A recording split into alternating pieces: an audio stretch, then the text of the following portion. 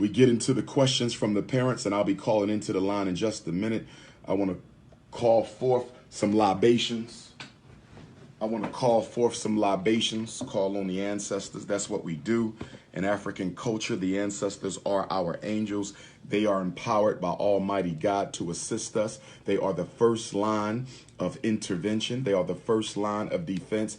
God doesn't work, for us. God works through us. God works through the ancestors, the Loas, the Abusums, the Netters, the righteous, God-given, God-created, God-controlled spirits of the universe. So I just want to do some libation today to call on the ancestors, because I thank God for sending the ancestors into my life. Shout out to Senegal. I just got an invitation to return to Gorée Island. There's going to be a Pan-African conference in Gorée Island, Senegal, the exact place where Dr. Umar Johnson experienced his spiritual revolution the last week of July 2005 while I was in the Gorée Island slave dungeon on assignment from the UNIAACL, the greatest of associations founded by the greatest of black leaders of the 20th century, the most honorable, the mostest honorable Marcus Messiah Garvey. So I want to say Ashe, and I want to start by calling on the feminine energies. I want to call on the feminine energies. Okay, I want to call on Mother Earth, Ashe, and Mama Yemoja of the salt water, and Mama Oshun, Ashe, Mama Water, Ashe, Ashe. I want to call on our female ancestors. Well, let me start with mine, and that's my Selah, my Jenny, and my Betsy, and Grandmom Young Betsy, and Grandmom Annie, and Grandmom Caroline, and Grandmom Vivian, and Grandmom Ida, and Cousin Shanique, and Grandmom Gertrude, and Grandmom Curly, and Grandmom Enna, and Grandmom Dilly, and Grandmom Eileen, and Grandmom Betty, and little cousin Nancy, Ashe, Ashe. Call on the masculine, Father Bailey, and Grandpop Stephen, and Grandpop George, Ashe, Grandpop Cicero, Ashe, Uncle Clifford, Ashe, Grandpop Charlie, Ashe, Robert Shoemake Jr., Robert Shoemake Sr., Ashe, William Thomas Tillman, Ashe, Isaac Johnson, Uncle Eric, Uncle Dennis, Ashe, Baba Taharka, the OBM, Ashe, Big Brother Clifford, Ashe. Call on the spirit of Nat Turner, Ashe, and Jean-Jacques Dessalines, Ashe. Call on the spirit of Bookman Dada, Makandal. I call on the spirit of Patrice Lumumba, Ashe, and Kwame Nkrumah, Ashe. And I call on the spirit of Henry Highland Garnett and Martin Delaney, whose birthday we celebrate tomorrow, along with my eldest daughter. My eldest daughter and the grandfather of Pan-Africanism, both born on May the 6th. I visited his grave last week in Ohio, Ashe. I call on the 187,000 black soldiers of the Civil War.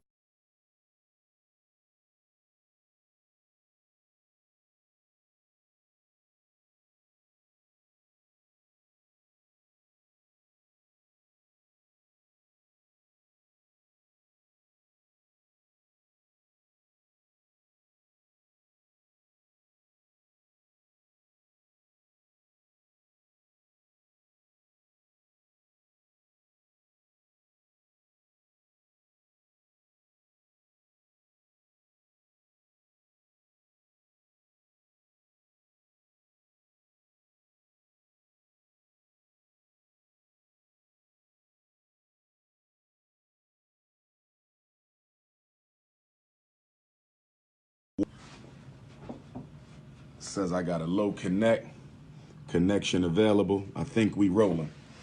Okay, so let me go to the lines. Let me dial up. We only going to 10 o'clock today, so let me not waste no time. Let me not waste 857-232-0158. First hour, calls about the children only. Second hour, you can ask me whatever you want. First hour, calls about the children. Second hour, the conference has not started. If you are the you can host, ask me whatever you enter want. your 4-digit host code. We will now connect you to your call. There are 2 attendees of this conference. The host has joined the conference. Okay, we got 2 attendees on the conference. I'm going to give it a few more minutes. Ouch. Give it a few more minutes for a few more parents to get on the line before I start taking the calls. Let me also say we will be filming for the Shockumentary, the documentary of the year next month. We will be filming for the Shockumentary, the documentary of the year next month. Come out today to Newark Tech, and you can fill out an interview request form. If you live in New Jersey, Maryland, Delaware, Pennsylvania, Washington, D.C., New York is right across the water, so y'all could come on out to New York, fill out an interview request form. If I get some strong testimonials from New York, I may interview some New York people for the documentary as well. Okay, ashe on that. Also, if you are an artist, and you would like to perform your artistic song, if you are an artist and you want to perform your conscious hip hop, if you are an artist and you want to perform your poetry or spoken word live a cappella without music, you must email me a video file of you performing the song. I don't need to see all the theatrics. I just need to hear you and see you. You ain't got to be all dressed up or none of that. Take out your iPhone, spit your song, the whole thing, sing it a cappella, spit your rap, the whole thing, rap it a cappella, spit your poem or your spoken word, the whole thing, a cappella, no background music, because when we videotape you, you will be outside in the community, organic, natural, no background music. So if you can't rap without the music, if you can't sing without the music, you cannot perform in the documentary. But what you can do, okay, is you can send in your music, the original file as well as the instrumental. We need the original score as well as the instrumental. Email that to drumarjohnson@yahoo.com, and we will feature you in the documentary. That's the instrumental, as well as on the soundtrack. This is as serious as it gets. I'm currently scheduling for interviews. Don't get lost in the sauce.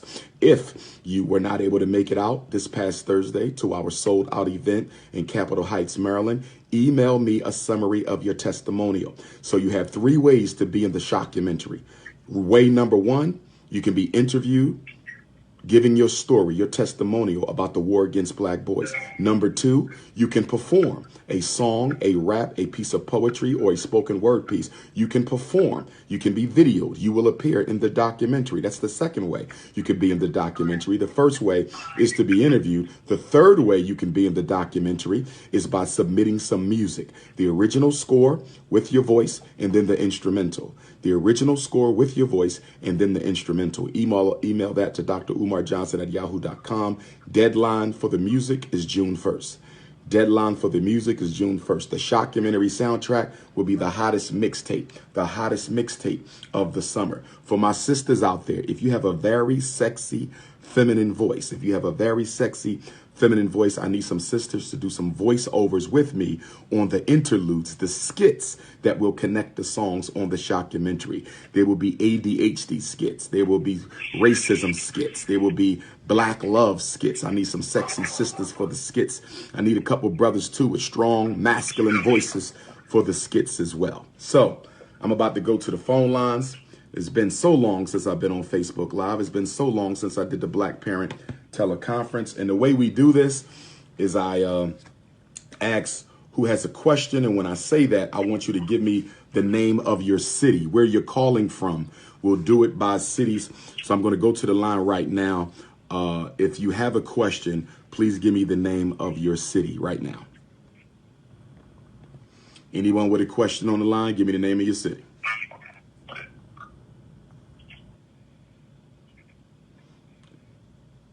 Anybody on the line with a question? Anybody on the telephone with a question right now? All of you on the consult line. Who has it? Say that again, sister. Buffalo. Buffalo.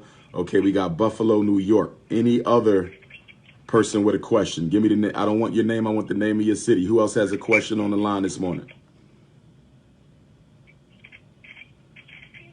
Anyone else with a question on the line this morning? Going once?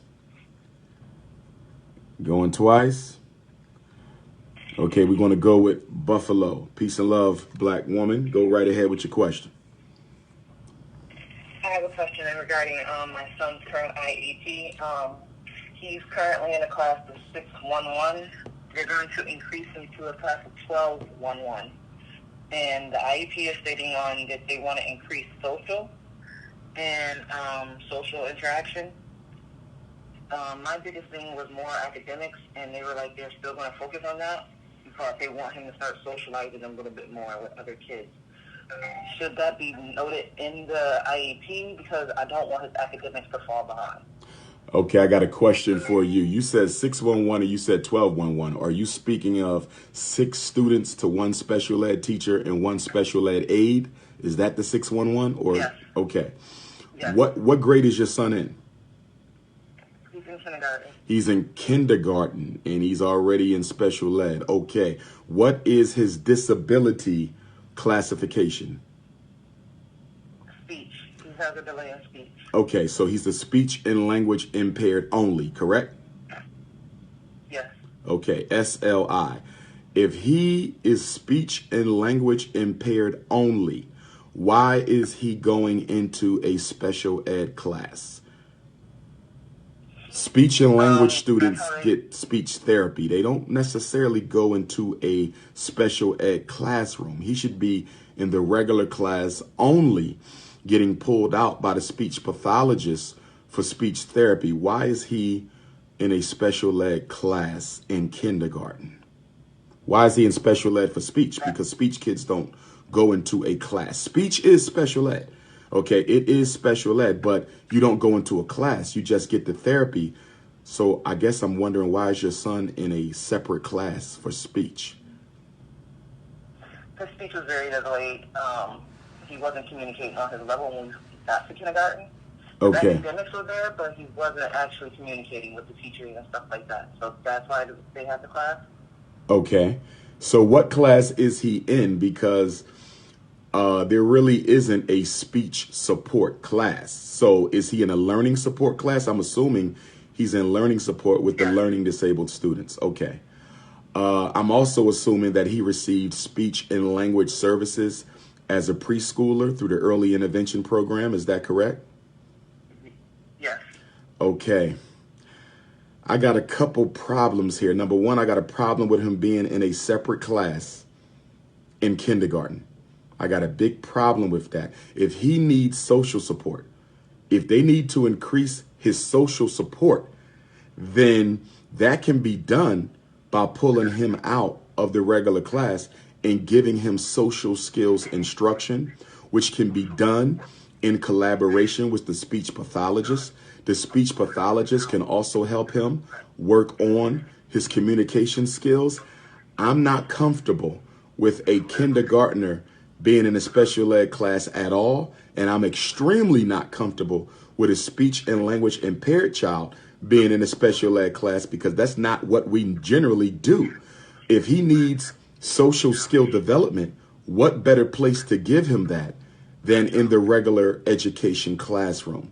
Am I making sense to you? Yes. Because you said that his academics are okay. And if his academics are okay, by him spending time in this special ed class, his academics may start to take a hit because he's missing out on the regular education classroom instruction.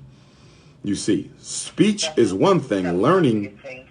Yeah, kindergarten in a special ed class for speech? This might be the first time I heard of this. This might be the first time I heard of this. I don't like it. I would probably let him finish out because the year is almost over. But for next year, my son is going to be in a regular class. If it's me, my son goes into a regular class.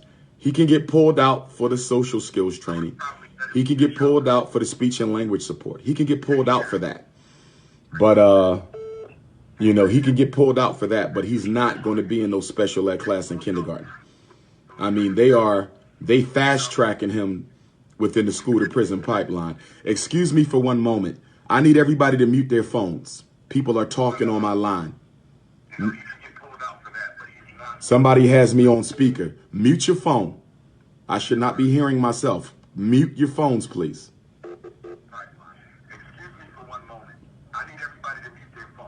Okay. I'm not sure if that's a jackass on the call this morning. Okay, thank you. Thank you. I thought we had a coon with us. Go ahead, sister. Yeah, that was where my concern was, because they're just promoting social, and like he's a very social kid, but he's by himself mostly, so I don't mind that. But they're like, oh, we want to increase his social, and I'm like, I want to focus on his academics though. But see, they can increase his social. but not to the detriment of his academics. See, I always ask parents the question, what is so special about special education? And when I ask that question, part of what I'm asking is, what do you expect to get out of special ed? So if you take your son's case, they're saying they want to work on his social skills. What are you doing that is so great in the learning support class? What are you doing that is so great in the learning support class that it requires my son to miss out on regular instruction? That's the question you should have at the next IEP meeting. What are you guys doing?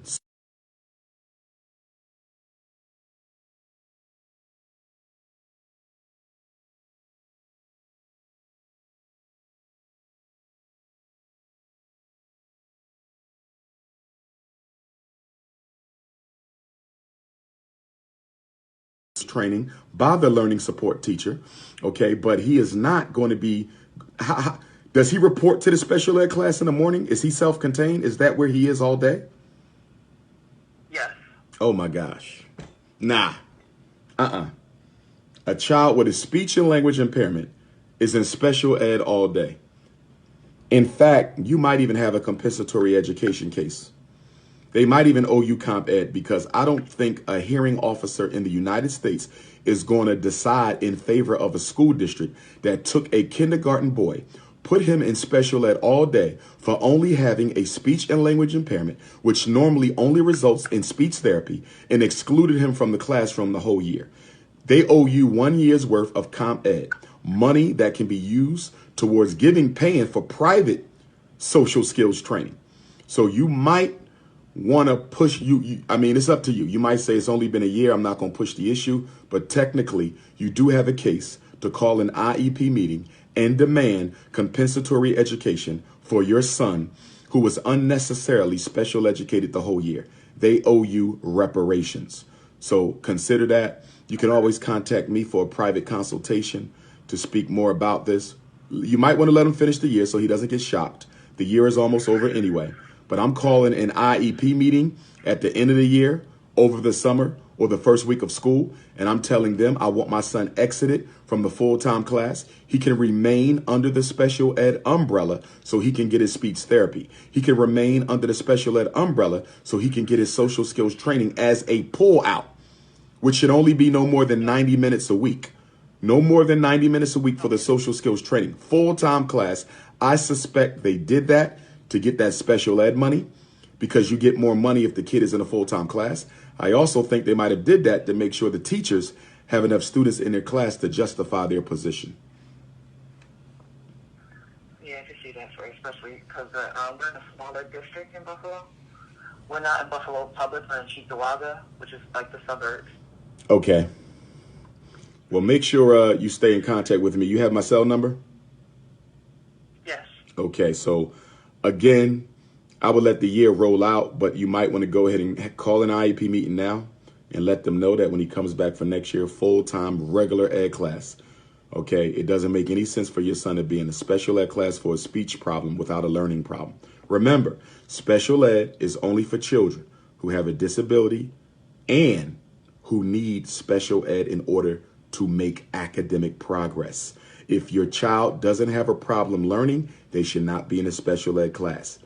Okay, you must have a disability and you must have a problem learning. This is where a lot of black parents mess up. A lot of black parents think just because you have a disability, that means you go to special ed. No, it does not. You must have a disability and you must demonstrate a need for the service because you have trouble learning. If you don't have trouble learning, I don't care how many disabilities you have. If you don't have trouble learning, you should not be in a special ed class.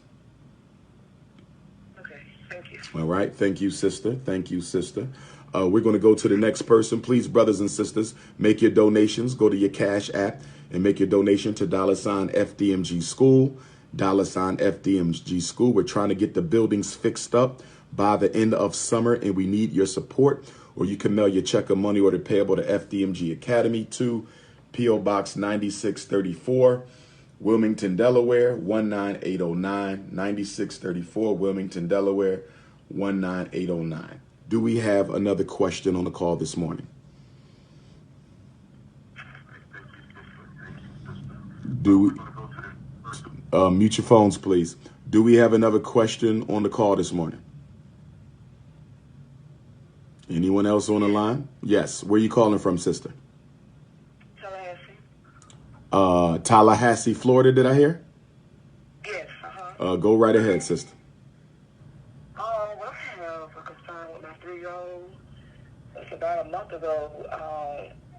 She had told me that she was touched inappropriately by her father or whatever. And I really didn't know how to make, because I'm just like, she's still on pull-ups or whatever. Okay. And so I'm just like, maybe okay, he's just changing her pamper, her pull-up or whatever. Does she really know at that age that she's really being touched inappropriately? My daughter's very intelligent too, so I'm just like,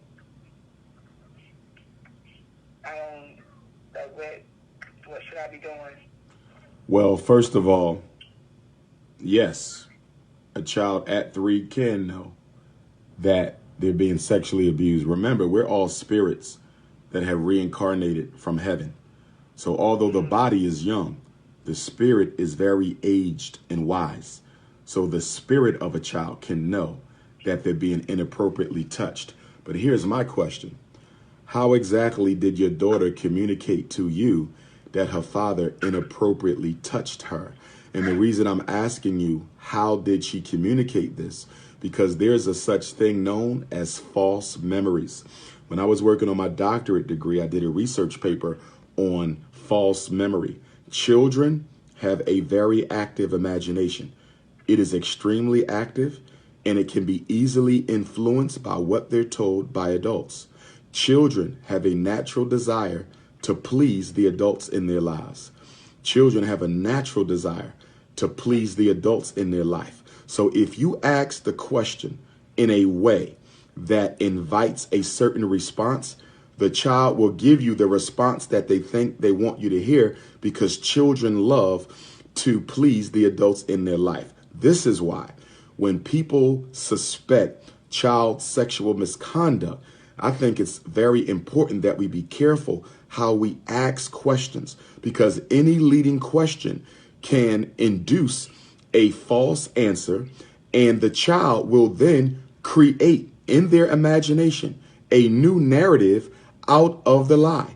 And the child can traumatize themselves with the new narrative that they created in a response where they sought to get the approval of the person asking the question. This is a fact, that a child can be traumatized by a lie that has been planted in their memory. So how did you ask her, or how did she communicate to you that her father touched her?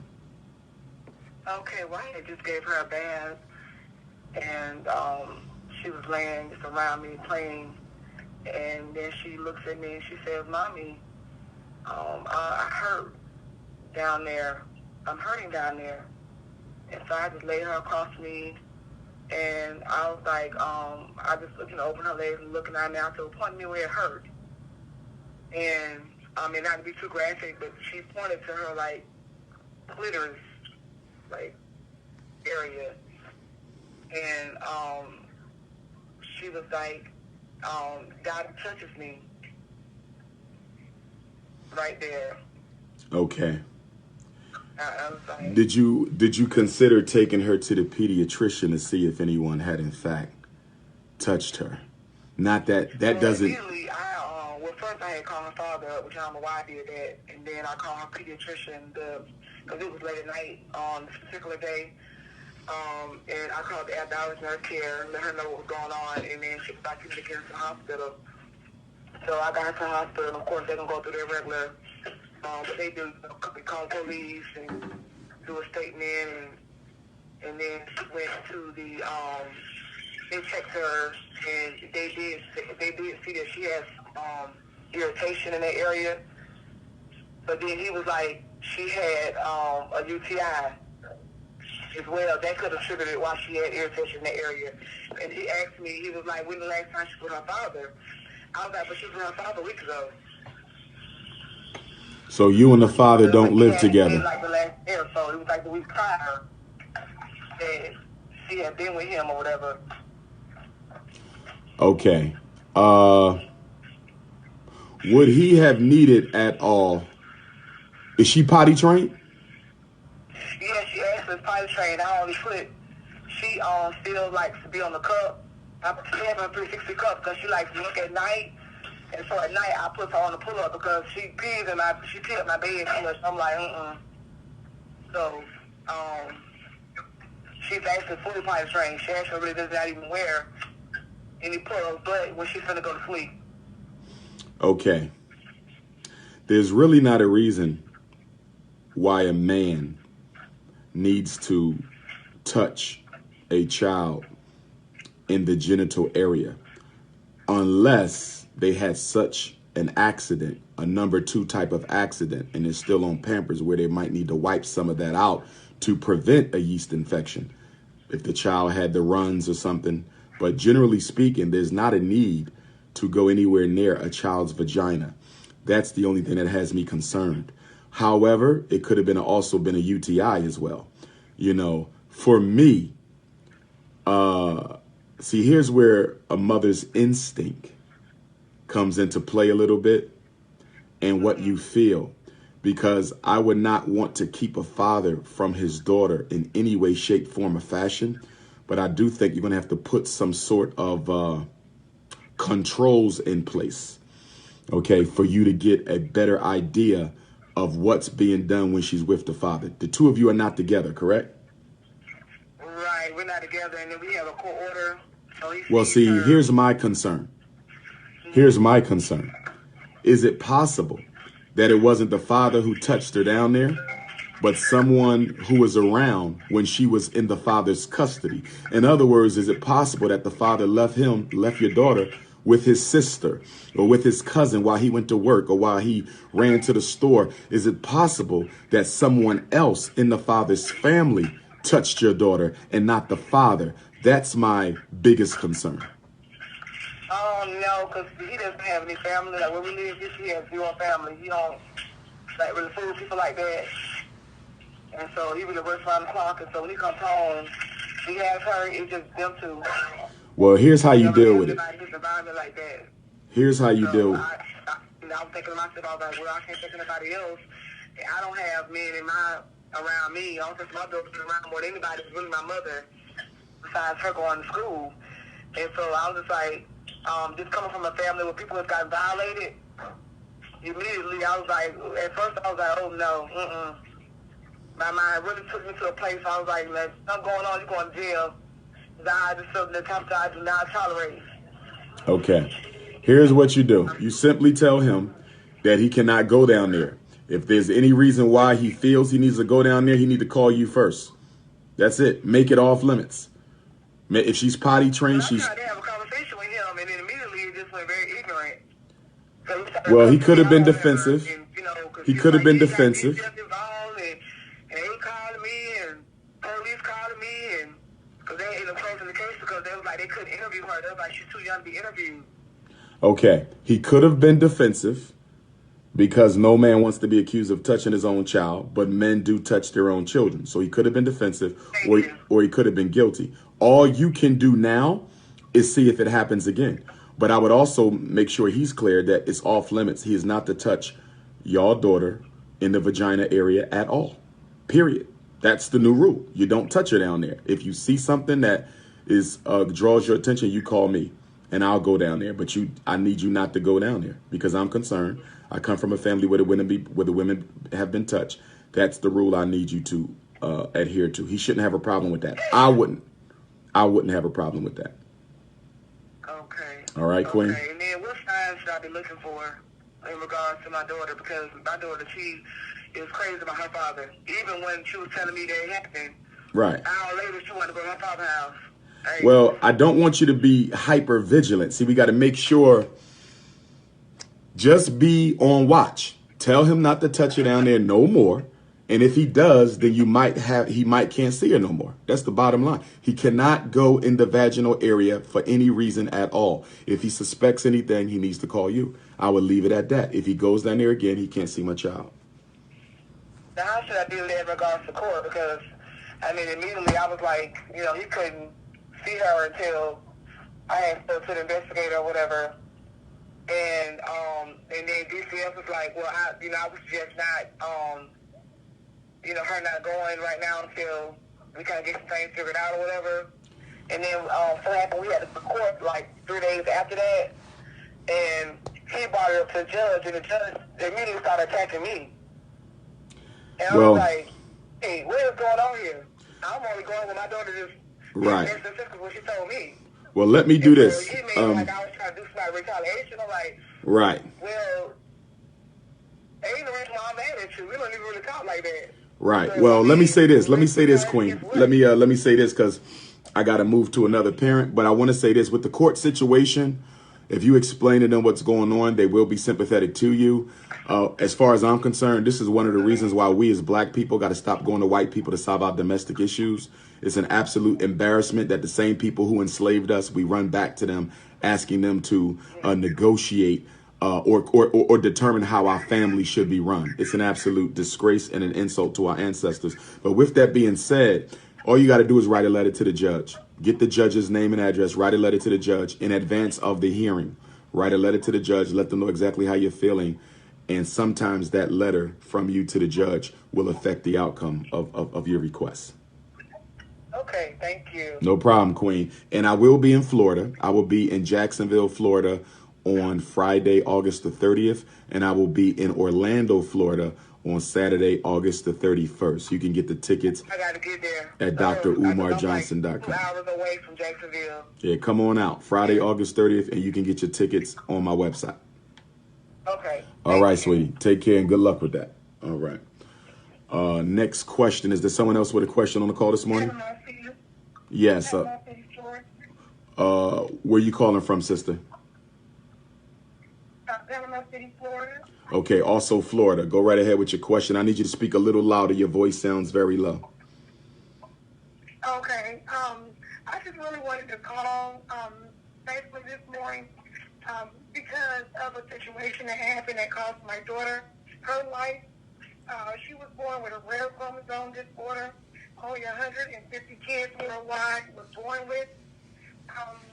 Prior to moving to Atlanta, Georgia, she was driving, going to school, wasn't on any medications. We were fine. We moved to Atlanta, Georgia. These doctors had seen that her condition was rare. They admitted us into the hospital. After being there 3 days, I was banned out of the hospital, and they began doing surgeries on her. They brought in the state, which the state, she was state custody. They started doing illegal medical research, removing her organs. And what I'm finding out is they removed her tonsils, where the CDC is able to grow cancer cells, bioweapons like the Ezekiel virus, using her tonsils. The judge, all of these people in Atlanta, Georgia is brought to the court. The reason I'm speaking out is because my daughter lost her life. But I also walked away from 30 other black kids that was held in this hospital being used for medical research. No parent, nowhere in sight, all black, and being held behind this glass like they were guinea pigs. This hospital is a huge hospital in Atlanta, and they're very protected. After they found out I knew what they were doing to my daughter, they offered me $12 million to walk away if I signed a letter saying that I gave them rights to her organs, that the money would be sent to an offshore account, and for me to remain confidential. I refused because my daughter was still alive. After my daughter passed away, the state dropped the case, saying no findings. At this point, I'm in a fight, not only against the state of Atlanta, but the government itself, because the CDC has my daughter's organs without me signing any consent, without me losing any of my rights to my child, and what we call medical kidnapping. It's a big risk that I'm taking with my life speaking out about this. A lady named Nancy Schaefer, a white lady back in 2010, lost her life speaking about this same situation in Atlanta, Georgia. So I know the risk that I'm taking about, speaking out, but I do want to bring awareness that this does happen, that if you take your kid to a hospital and if you don't agree with a medical diagnosis, a medical procedure, they will take your kid. If your kid is a rare kid that was born like mine with a rare condition, they will remove your kid from you with false allegations of abuse to put them into state custody. And after they're in state custody, they are able to research and treat these kids like they are guinea pigs. My daughter right now is dead and buried. She is missing organs. I'm looking for anybody that could help me. I cannot fight the government by myself. I know what I'm against.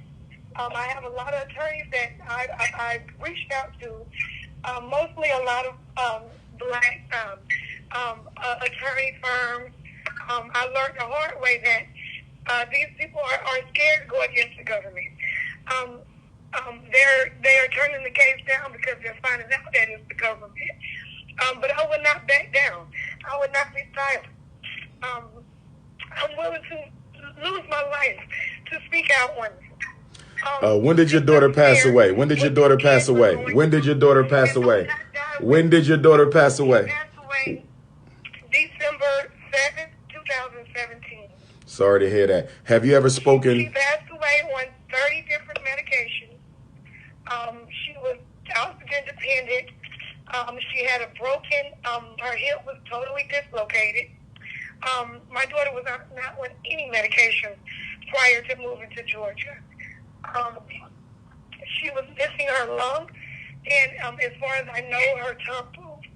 I was banned. I was drugged out of the hospital and banned out of the hospital as they were performing surgery for my child. Sorry to hear that, sister. I'm so sorry for your loss. I went to court. I went in front of the judge. The judge was presented my Facebook pages where I had started reaching out, trying to get help to pursue this. The judge voluntarily recused herself after she knew I knew what they were doing. So this is a big cover-up in Atlanta, Georgia. Okay, this is what I want you to do, Queen. Do you have my cell number? I do not. Let me give it to you now. Do you have a pen? Yes. The number is 215 989 9858. Okay. All right. Repeat it one more time so I can make sure I got it. Area code. 215 989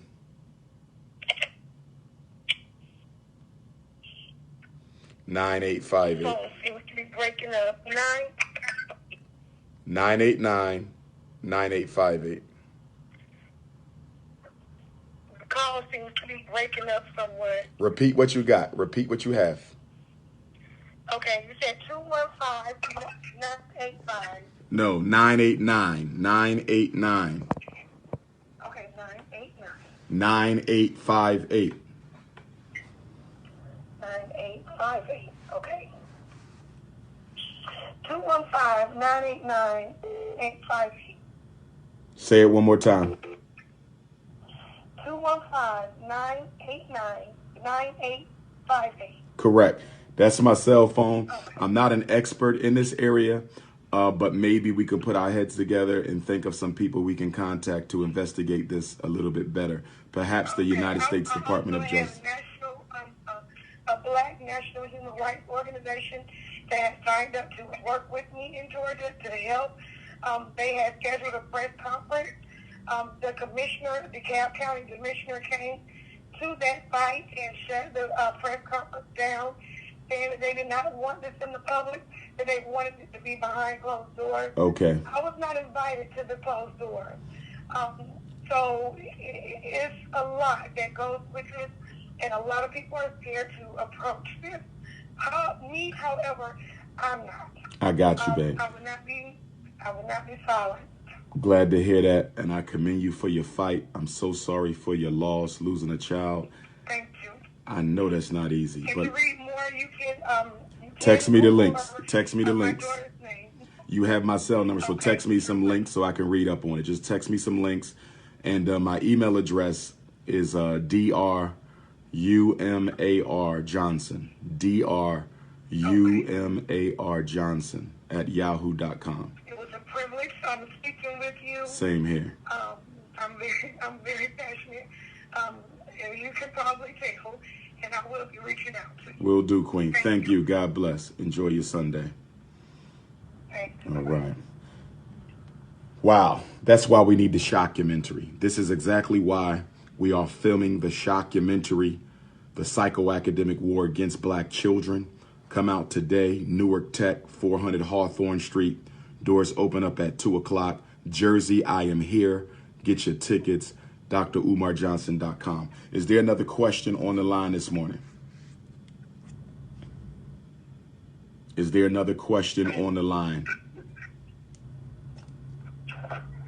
Hi, Dr. Umar. Peace and love, black man. Where are you calling from? I'm calling from Missouri, Dr. Umar. From where? From where? Missouri, from... Missouri. All right, go right ahead. I just want to take this opportunity because it's my first time. I've been trying to get to you on several occasions to no avail. I don't want to take the time of this important topic that you're discussing, but I just wanted to make sure that I can get to you today so we can talk after this when it's done. Yes, sir. I'm from Africa, and I'm a Pan-Africanist, and I've always loved the way you talk, love the ideas that you bring on board for the black people. So it is a privilege and honor. And I hope I've gotten your number that you don't give to the list. But I think I don't want to take too much of the time of this important topic, so I get people who have real issues that concern the topic and discuss it, then I can talk to you later on. Absolutely. Do you have my cell phone, black man? Yes, sir. Okay. Well, shoot me a text. I'm speaking today in New Jersey, Newark, New Jersey, but you could reach out to me tomorrow afternoon. I should be free. All right. Thank you so much, and God bless you, sir. Thank you, brother. Peace and love. All right. Peace and love. Also, just to let everybody know, if you want to go with Dr. Umar Johnson to Africa this summer, to Ghana, we're going from July 25th to August the 4th. You still have time. The trip is $4,200. Everything is included except your spending money and 1 meal a day. I don't make any money off the trip. Mother Sharifa, that's her business. That's her livelihood. So we understand that she does. But if you're interested in going to Ghana, you can text me 215-989-9858, and I will send you the phone number and email that you can reach out to Mother Sharifa. I believe the deadline is June 1st for your deposit. June 1st is not the deadline for your full payment. June 1st is the deadline for your deposit. So this is the last month that you have to sign up to go with Dr. Umar to Ghana, the year of return, the quadricentennial, 400 years later, 1619 to 2019. Do we have another question on the call this morning? Is there another question on the call? Good morning. Good. My name is Tyra Bradley. Where are you calling from, Sister Tyra? South Carolina. South Carolina. South Carolina. I will be in Charlotte, North Carolina on July the 6th. Charlotte, North Carolina. I know you're in South, but I will be in Charlotte, North Carolina, July the 6th. Go right ahead. Okay, Charlotte's only about 2 hours away from where I am, or 2.5. My son, at the age of 3, was not really diagnosed, but was brought to my attention. Wait. Start over, babes. I want you to start over with your son, and I want you to speak a little clearer because your words was kind of mumbled. I didn't understand what you said. I just heard my son. Go right ahead. Okay. My son wasn't really diagnosed, but it was brought to my attention that he had some developmental delays as far as with his speech and some fine motor skills. So we did the early intervention. He's 4 right now. We did the early intervention, and then they put him into an IEP program when he aged out of those at 3. So, excuse me, he was in that class for almost a year before I started seeing, I guess, his mental state decline. As far as, because they had disabled children, they also had older kids as well in that same one class, and I didn't feel as if that was right. So I actually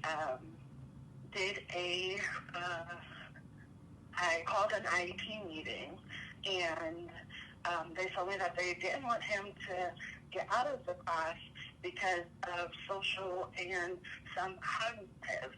However, on all of the progress reports, they always, and I read probably like 30 pages because I wanted to really understand what was going on, because what they were telling me and what was actually on paper did not add up to me, because they never diagnosed him with a disability or a learning disability.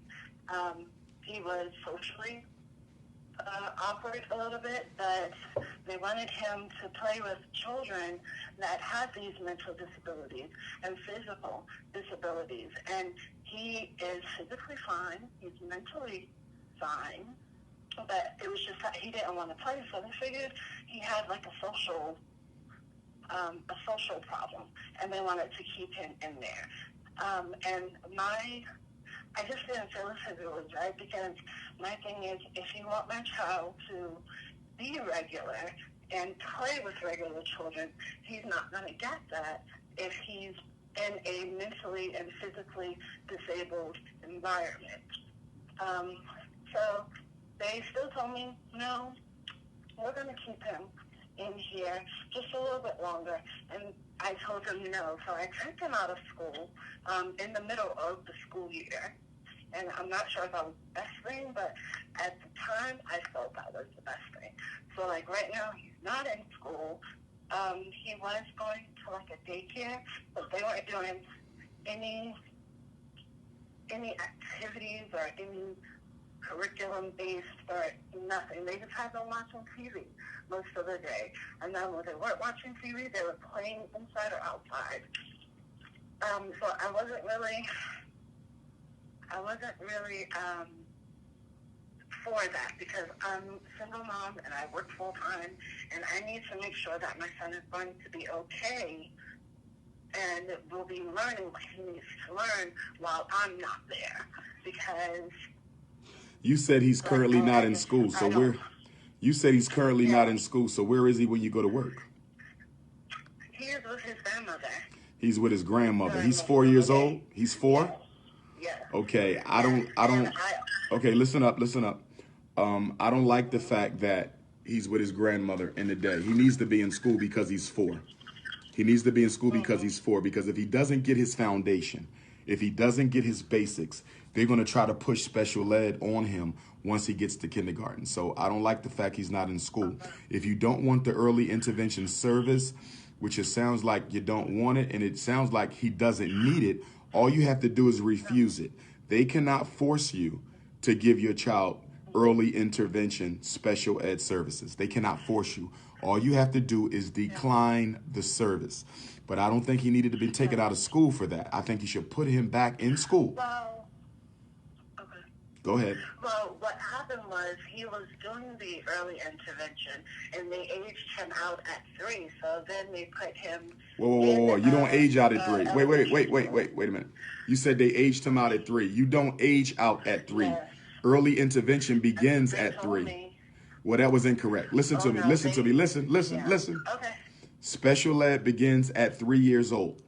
Early intervention under the school district's umbrella begins at 3. Now, early intervention under the state, as it relates to the medical doctor, that begins as soon as the child is born if they have issues. But early intervention under the school district, under federal special education, begins at age 3 and it goes to age 21. So there's no way he can age out at 3 because it begins at 3. He may have aged out of early intervention medical services that were provided by the hospital, but he's still within the age for early intervention under the school district. So you might want to contact, was he ever evaluated under the supervision of the school district? Yes, he was. And that is the PIT program that they put him into. Okay, but you don't believe he needed it anyway, right? You don't believe he needs it anyway? No, I didn't. Okay. No. Well, yeah. Well, okay, here's the thing. At the beginning, when they told me they wanted to do evaluation when he was 3, I went ahead and did that. They told me he would benefit from it, so I went along with it because anything that would help, I'm all for it. I'm a first-time parent. I really didn't know. So any information I was just asking for so that I could help him. However, this year, probably around March, it was March. I called an IEP meeting again because I saw some advancements and I saw where he was, how do I say that? In school, he was having issues. He started having issues. But outside of school, he's around other children. He would go to daycare after the 3-hour school time. And he had no problems. And then I started to really look into it, and he was having those issues because they had been putting in, I guess, mentally and physically disabled children. And I saw a decline in his to where he was stimulating them. And that's when Hold that thought, sweetheart. Hold that thought. This is Dr. Umar. Speaking in matrix to accept this call. This is Dr. Umar Johnson. How can I help you? Hi, good morning, sir. Good morning. I just had a question. Sure. I wanted to know today's engagement. Yes. Is it 2 sessions? It's 2 sessions? No, ma'am. It's one event. The doors open up at 2 o'clock at Newark Tech, 400 Hawthorne Avenue. The opening acts begin at 4, and I will speak, Dr. Umar Johnson, at approximately 4:30. It's one session. All children are free. All elders are free. The tickets are $20 online or at the door. Oh, okay. That was my second question. So I can pay at the door as Yes, well. you can. Okay. Thank you so much. I'll see you there. Thank you. Will do, Queen. Thank you. Bye-bye. All right, Queen. I'm back. I mean, listen, as far as your reasoning for why he doesn't need the service, I totally support you. It doesn't sound like it, but we need to get him back in school. Or are they claiming, are they fighting you on this? Are they claiming that he has a problem? Or are they claiming that he has a problem? Well, it was a problem when he was in school, and then when I took him out of school, they just let him go. Now, right after I took him out, a week later, he had to do a 4K screening because his birthday is in February, so he would have to be in 4K for next school year. And they told me that he wouldn't be able to come back, until they assessed his screening, and then they would send me a letter in June telling me whether he can come to school or be put in a regular 4K class for next school year. So that's why I'm just like, okay, they won't let me put him in a regular class. Yes, they can. Yes, they can. No. Nah, okay, the law. They cannot force you to put your child in a special class. If you can refuse that. They can't force you. The only way they can force you to put your child in a special class, they would have to take you to due process. They would have to file a complaint against you with the State Department of Education alleging that your son has a disability, needs support, and you're in denial. The state would then send out a hearing officer. The hearing officer would hear your argument, they would hear the school district's argument, and then they would decide whether or not they agree with you or the school. Only the state can force you to put your child in there. The center can't do that. The school district can't do that. They cannot force you. You just have to stand firm in your position, get him back in the school, preschool, okay, and, you know, life goes on. Take my number. Do you have my cell number? Okay. I got it earlier. Okay, so just keep my cell number. If we need to speak again, just send me a text message and we can schedule a consultation. But get him back in school. And if you have trouble with enrolling him back in school, you text me and let me know they're not letting you do it, because then we can file a complaint of discrimination against them with the state, with the Department of Justice. Okay, but get him back in school. Okay, that sounds awesome, because they made it seem like I couldn't put him back in until No, and you need to tell them. You need to tell them. You need to tell them that you know you're right. Sometimes we got to let them know we know. Yes, You have to tell them it is my right as to whether or not my son goes in that class, and you cannot force me. Right. And if you try to discriminate against me for not wanting to put my child in there, then I will sue you, and I will file charges of discrimination against you. Yes, sir. Thank you. All I right. appreciate No it. problem, Queen. Good luck with that. Keep me posted. Thank you. Yes, thank sir. you. Bye-bye. Bye-bye. Before I go to the next caller, I want to remind everybody that the next parent advocate training, if you want to be a parent advocate, if you want to join the National Independent Black Parent Association, if you want to be a parent advocate, if you want to help us organize and build chapters of the National Independent Black Parent Association, the next training is in Wilmington, Delaware. The next training is in Wilmington, Delaware, June 8th, June 9th. June 8th, June 9th, Wilmington, Delaware, from 9 a.m. until 5 p.m.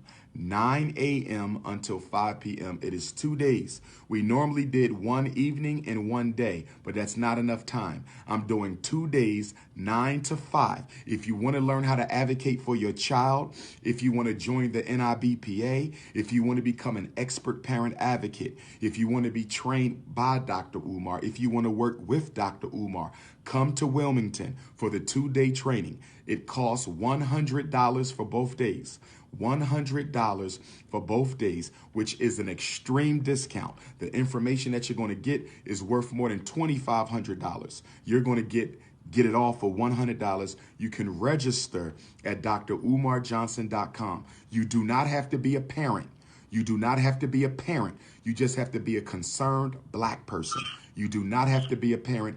Go to my website, register now, DRUMAR Johnson at yahoo.com. DRUMAR Johnson at yahoo.com. And you will get a free tour of the Frederick Douglass School. As part of your attending the 2-day conference, you will get a free tour of the Frederick Douglass Marcus Garvey Academy. Next question. Do we have another question on the call? Is there another question? By the way, it is 9 o'clock. 1 second, Queen. I got you.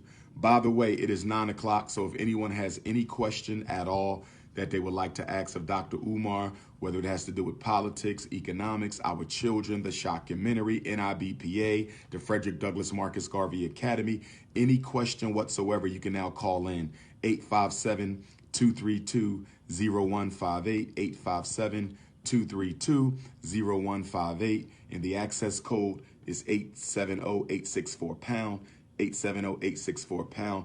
Good morning, my beautiful African sister. Where are you calling from? I'm calling from Dallas. Dallas, Texas. Go right ahead with your Dallas, question. Texas. I called in without knowing if it was topic specific, but I have a question in my mind. Sure. So I've always listened to you as you're talking about school districts and different schools.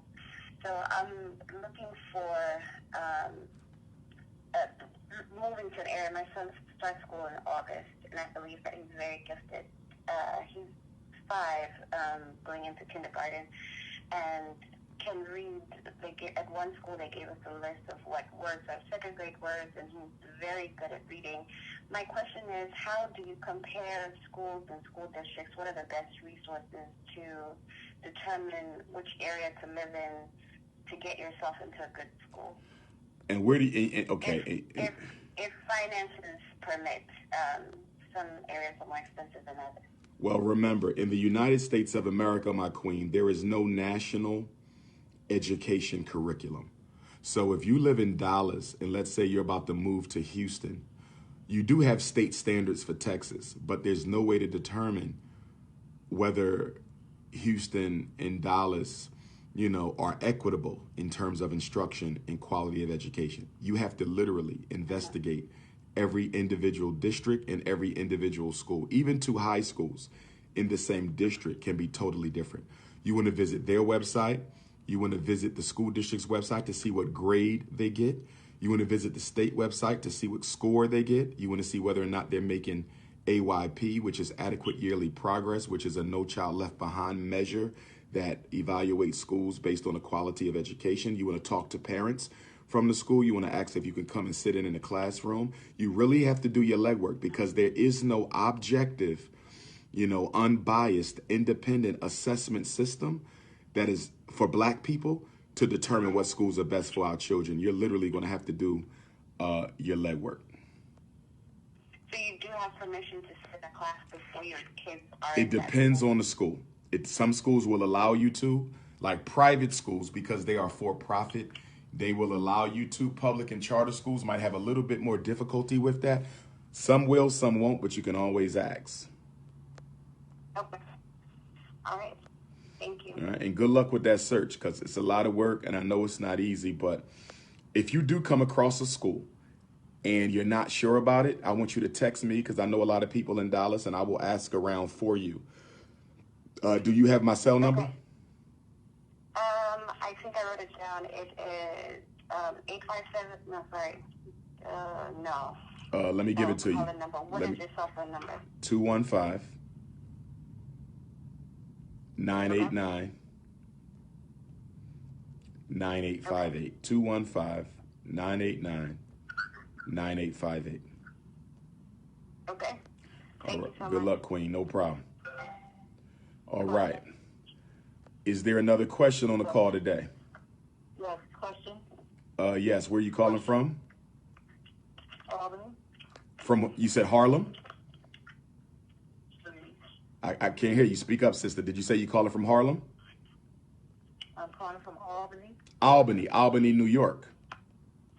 Georgia. Albany, Georgia. Go right ahead with your question.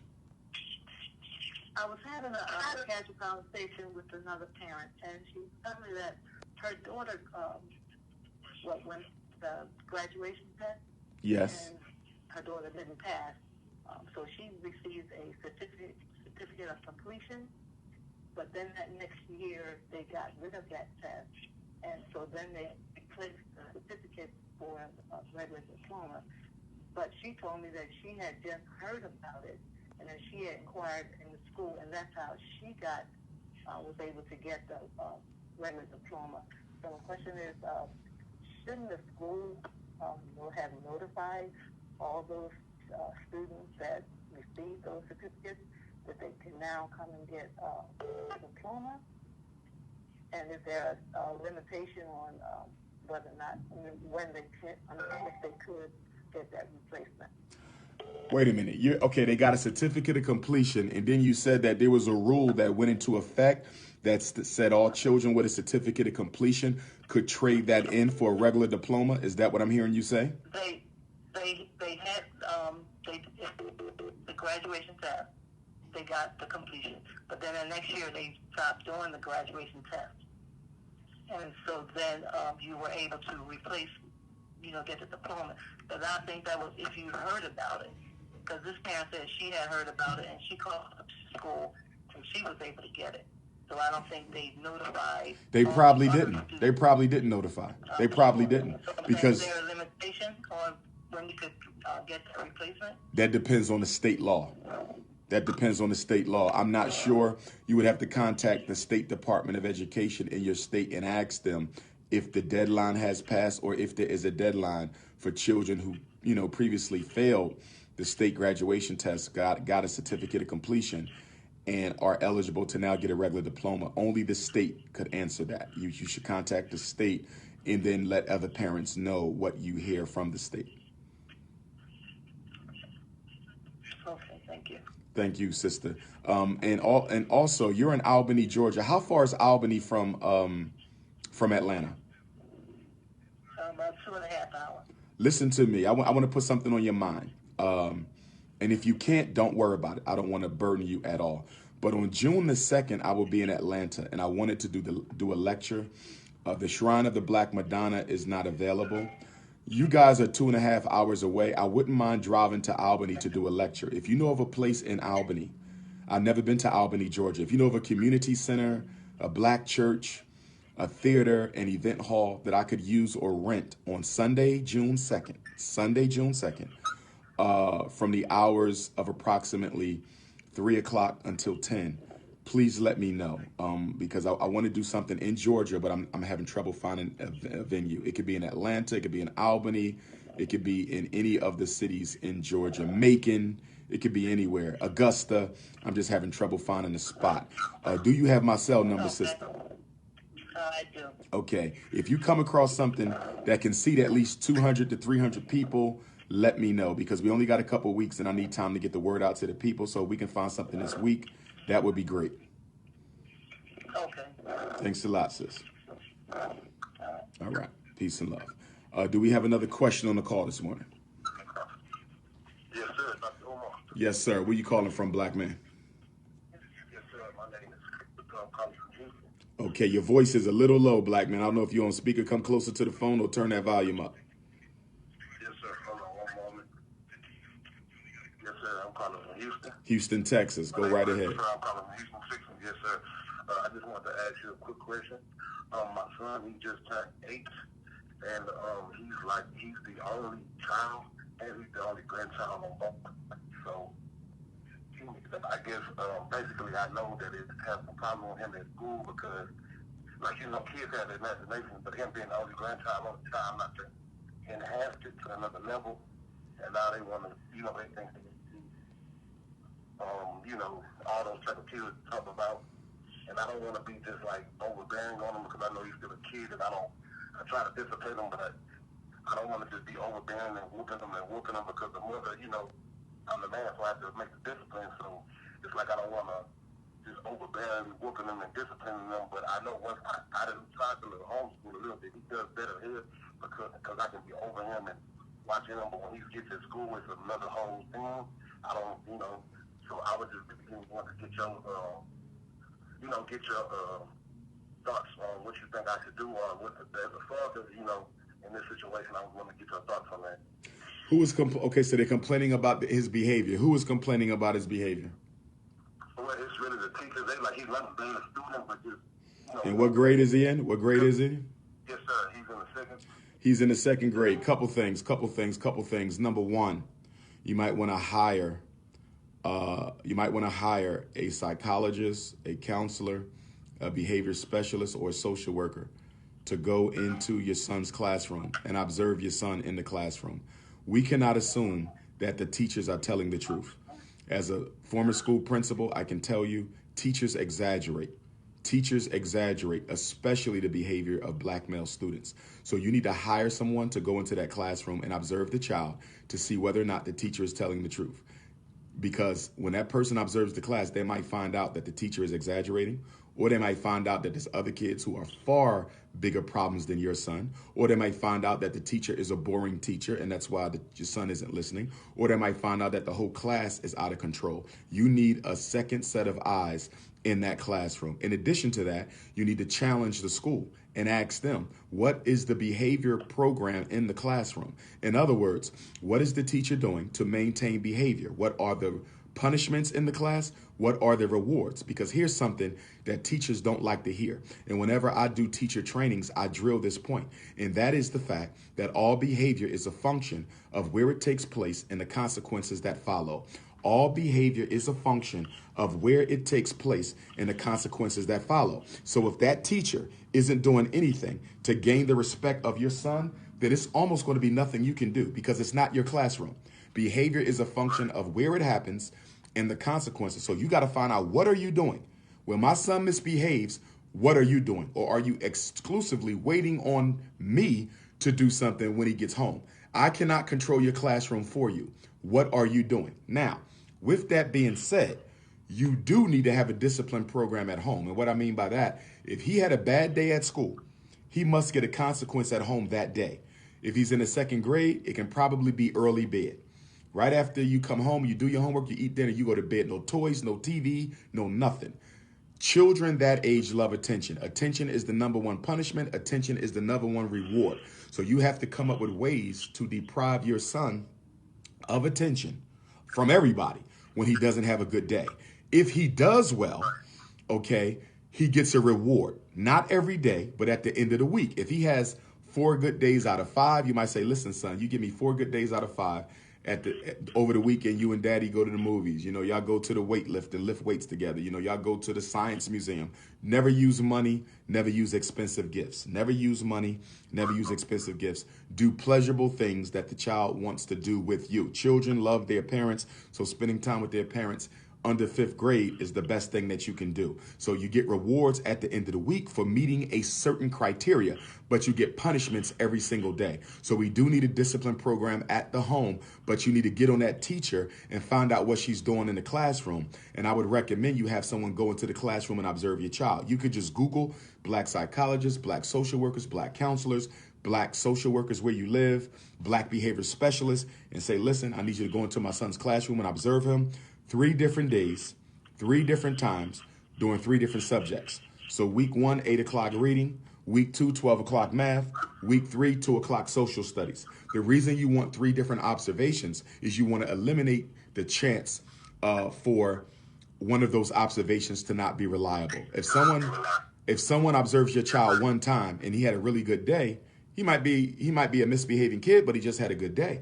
Or they might observe him one time and he had a really bad day. He might be a good kid, but he just had a bad day. That's why you need multiple observations. It shouldn't cost you no more than $200-$300, no more than about $50 to $75 an hour. Don't pay nobody more than $100. That's overkill. And get that observation. Now, with all that being said, let me say this, and then I'm gonna hear from you again. When is the last day of school for your son? When is the last day of school? It's like June, like the 6th. It's in June. Okay. In other words, your son only got 4 weeks? Yes, sir. Let me tell you what I would do if I was you. I would not pay nobody to observe my son this year because the school year is over. The school year is over. If they start this stuff next year, then I would do that. The school year is over. Next year is a new teacher, new class, new classmates. Your son will be a little mature coming back from summer. What I would do is I would sit down with my son. I would create a behavior plan. I would say, listen, son, you got 20 days of school left. 20 days of school. This is what we're going to do. If you give me 15 good days out of those 20, the day after the last day of school, I'm going to take you to an amusement park. Great Adventures, Dorney Park, Wet n Wild, whatever y'all got. That's what I would do. I would do my own behavior plan. I don't want you wasting money and time with this teacher this year because the year is over. There's only 20 days left of school for your son. It is no need for you guys to be putting too much energy and attention into this because next year is a whole new situation. Get him to the finish line. We are at the end of the year. Get your son to the finish line and let's enjoy the summer. One quick thing before I get you off, because I know you have on the call. One quick thing. Go ahead. It just wasn't like about the behavior sex because he's a good child. Like he's running around jumping. It's really just an attention span. And I know you're going that a lot too. So like I told you, at school is the attention span even at home because he's the only child. That's why I was trying to let you know. Like, and he's the only grandchild too, both sides. So it enhanced his imagination. So it was the attention span. He's really not a bad. It's just the attention. And when I get him home and I go over his work with him and everything, he pays attention. You know, because it's one-on-one with me and I'm a discipline. I know the teacher really can't do that at school, so that's why it was really the attention. Not just because he's a bad kid, don't want to listen. He's the most well-behaved kid. It's just him, the parent, paying attention. Okay. I'm going to go back to that behavior plan. I'm going to also say that we have to check to make sure your son is being challenged in the classroom because if the work is too easy, he's not going to pay attention. Most ADHD boys are either academically or intellectually advanced and they're bored in the classroom. Most ADHD is boredom. It is boredom. The teachers are boring. The children are too intelligent to sit there for 7 hours a day, listen to a boring teacher who has nothing to teach them. So we have to make sure that this is the son and not the teacher. Right, okay. And one last thing, Dr. Umar, I just want to get a list on your travel list. There's no Texas this year. I know that your last tour, no Texas at all, huh? Well, I'm working on Houston. I should have a Houston date soon. Houston Day Room? Okay, yes, sir. That was it. I just wanted to clarify that too. Again, because I know that the last year tour. Will do. Yes, sir. Thank you. Appreciate you, brother. I need everybody to mute their phone. Mute your phones, please. Mute your phones. I'm hearing background noise conversations. Take me off the speaker and mute your phone. Take me off the speaker and mute your phone. Also, just to let everybody know where I'm going to be before I take the next call, I'm in Newark, New Jersey today. Newark, New Jersey today at Newark Tech, 400 Hawthorne Street. 400 Hawthorne Street in Newark. Doors open up at 2, open and acts at 4. Dr.Umar at 4:30. All children free, all elders free. Tickets are $20 online. Also $20 at the door. Come on out, New York. Come on out, New Jersey. Come on out, Connecticut. Come on out, Pennsylvania. I'm also going to be in Hartford, Connecticut, Malcolm X Day. Hartford, Connecticut, Sunday, May the 19th at the Artist Collective in Hartford. It will be my first community power lecture in Hartford, Malcolm X birthday, Sunday, May 19th at the Artist Collective in Hartford. I will be in Selma, Alabama, Sunday, May the 26th at the Selma Center for Truth, Nonviolence, and Reconciliation. The Selma, Alabama Center for Truth, Nonviolence, and Reconciliation, Sunday, May the 26th. It is a free event. It is a free event. There will be a 1 o'clock lecture. There will be a 7 o'clock lecture. It is first come, first serve. Seating is limited. Dr. Umar's first time in Selma. Dr. Umar's first time in Hartford. Then I will be in Seattle with Judge Joe Brown in Seattle at the Seattle City Hall. Shout out to Seattle, Washington. I will be there with Judge Joe Brown and others in Seattle at City Hall on Wednesday, May the 29th. Wednesday, May the 29th. I'm looking for a venue in Georgia, June 2nd, whether that's going to be Atlanta, Macon, Augusta. If you live in Georgia, help Dr. Umar find a venue so I can do a lecture in Georgia, June 2nd. And then June 8th and 9th, Wilmington, Delaware. June 8th and 9th, Wilmington, Delaware for the National Independent Black Parent Association training.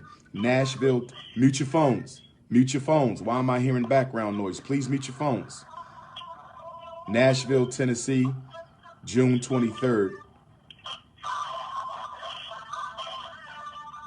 Okay, we got a jackass on the line. The coon's, okay, that's not a coon.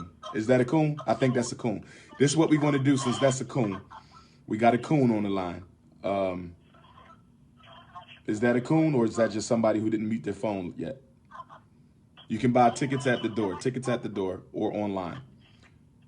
The difference between buying your tickets online is if you buy your ticket online and print out the ticket, that will be entered into a raffle where you can win the Dr. Umar gift package. The gift package means you get a free Nat Turner t-shirt white, a free Nat Turner t-shirt red, a free book, Psychoacademic Holocaust, a free Frederick Douglass Marcus Garvey poster, a free Frederick Douglass Marcus Garvey button. So if you buy your ticket and print it out, you will be in the raffle, and that's for any lecture.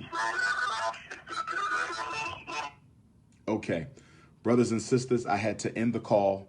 Because the coons started. So if you have a question, call my phone directly. My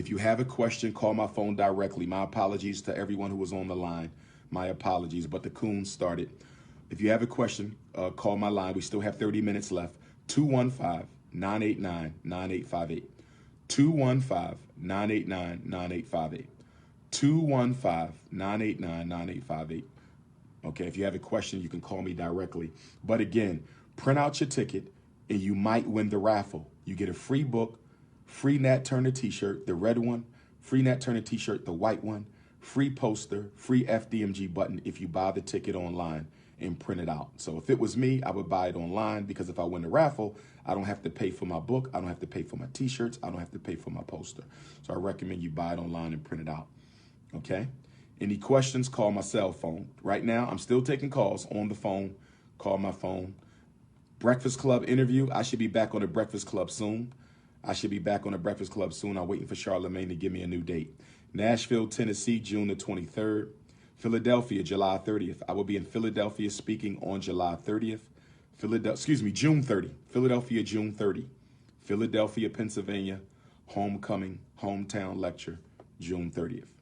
Dr. Umar Johnson speaking. Hello, this is Dr. Umar Johnson. Hello? Okay. Somebody called my phone and didn't say a word.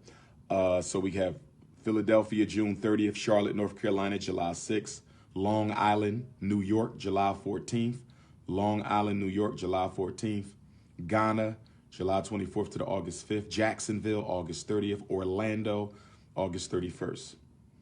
Dr. Umar Johnson, with whom am I speaking? This is Anthony Joyner from Memphis. Brother Anthony from Memphis. Go right ahead, Brother Anthony. I was trying to find out, Dr. Johnson, when are you going to give a lecture here in Memphis? When am I going to give a lecture in Memphis? I'm probably going to be in Nashville, June 23rd. I need help, Brother Anthony, finding a place in Memphis to have my lecture. I tried contacting the place where I held my last lecture in Memphis, and they didn't get back to me. So if you know of any place that I can rent, I don't want nothing white. It needs to be in the hood. It needs to be in our community. I don't want the Civic Center. I don't want the white theater. It needs to be black. So it needs to be a church, a community center, an event hall. I like to keep my stuff in the hood. So if you know of a place that I can use in Memphis, just text my phone with the person's or the name of the place and the phone number. You might even call them first to see, you know, if they allow lectures there, and then just text me the information and I'll take it from there. Okay. Oh, Dr. Umar, I just want to say I'm very impressed. I'm very proud of you for getting the message out right, for people to be black awareness right and black first, because we're going to take care of ourselves. Every other race take care of their self. We're going to take care of ourselves. That's right. That's right, brother. So I just want to call right.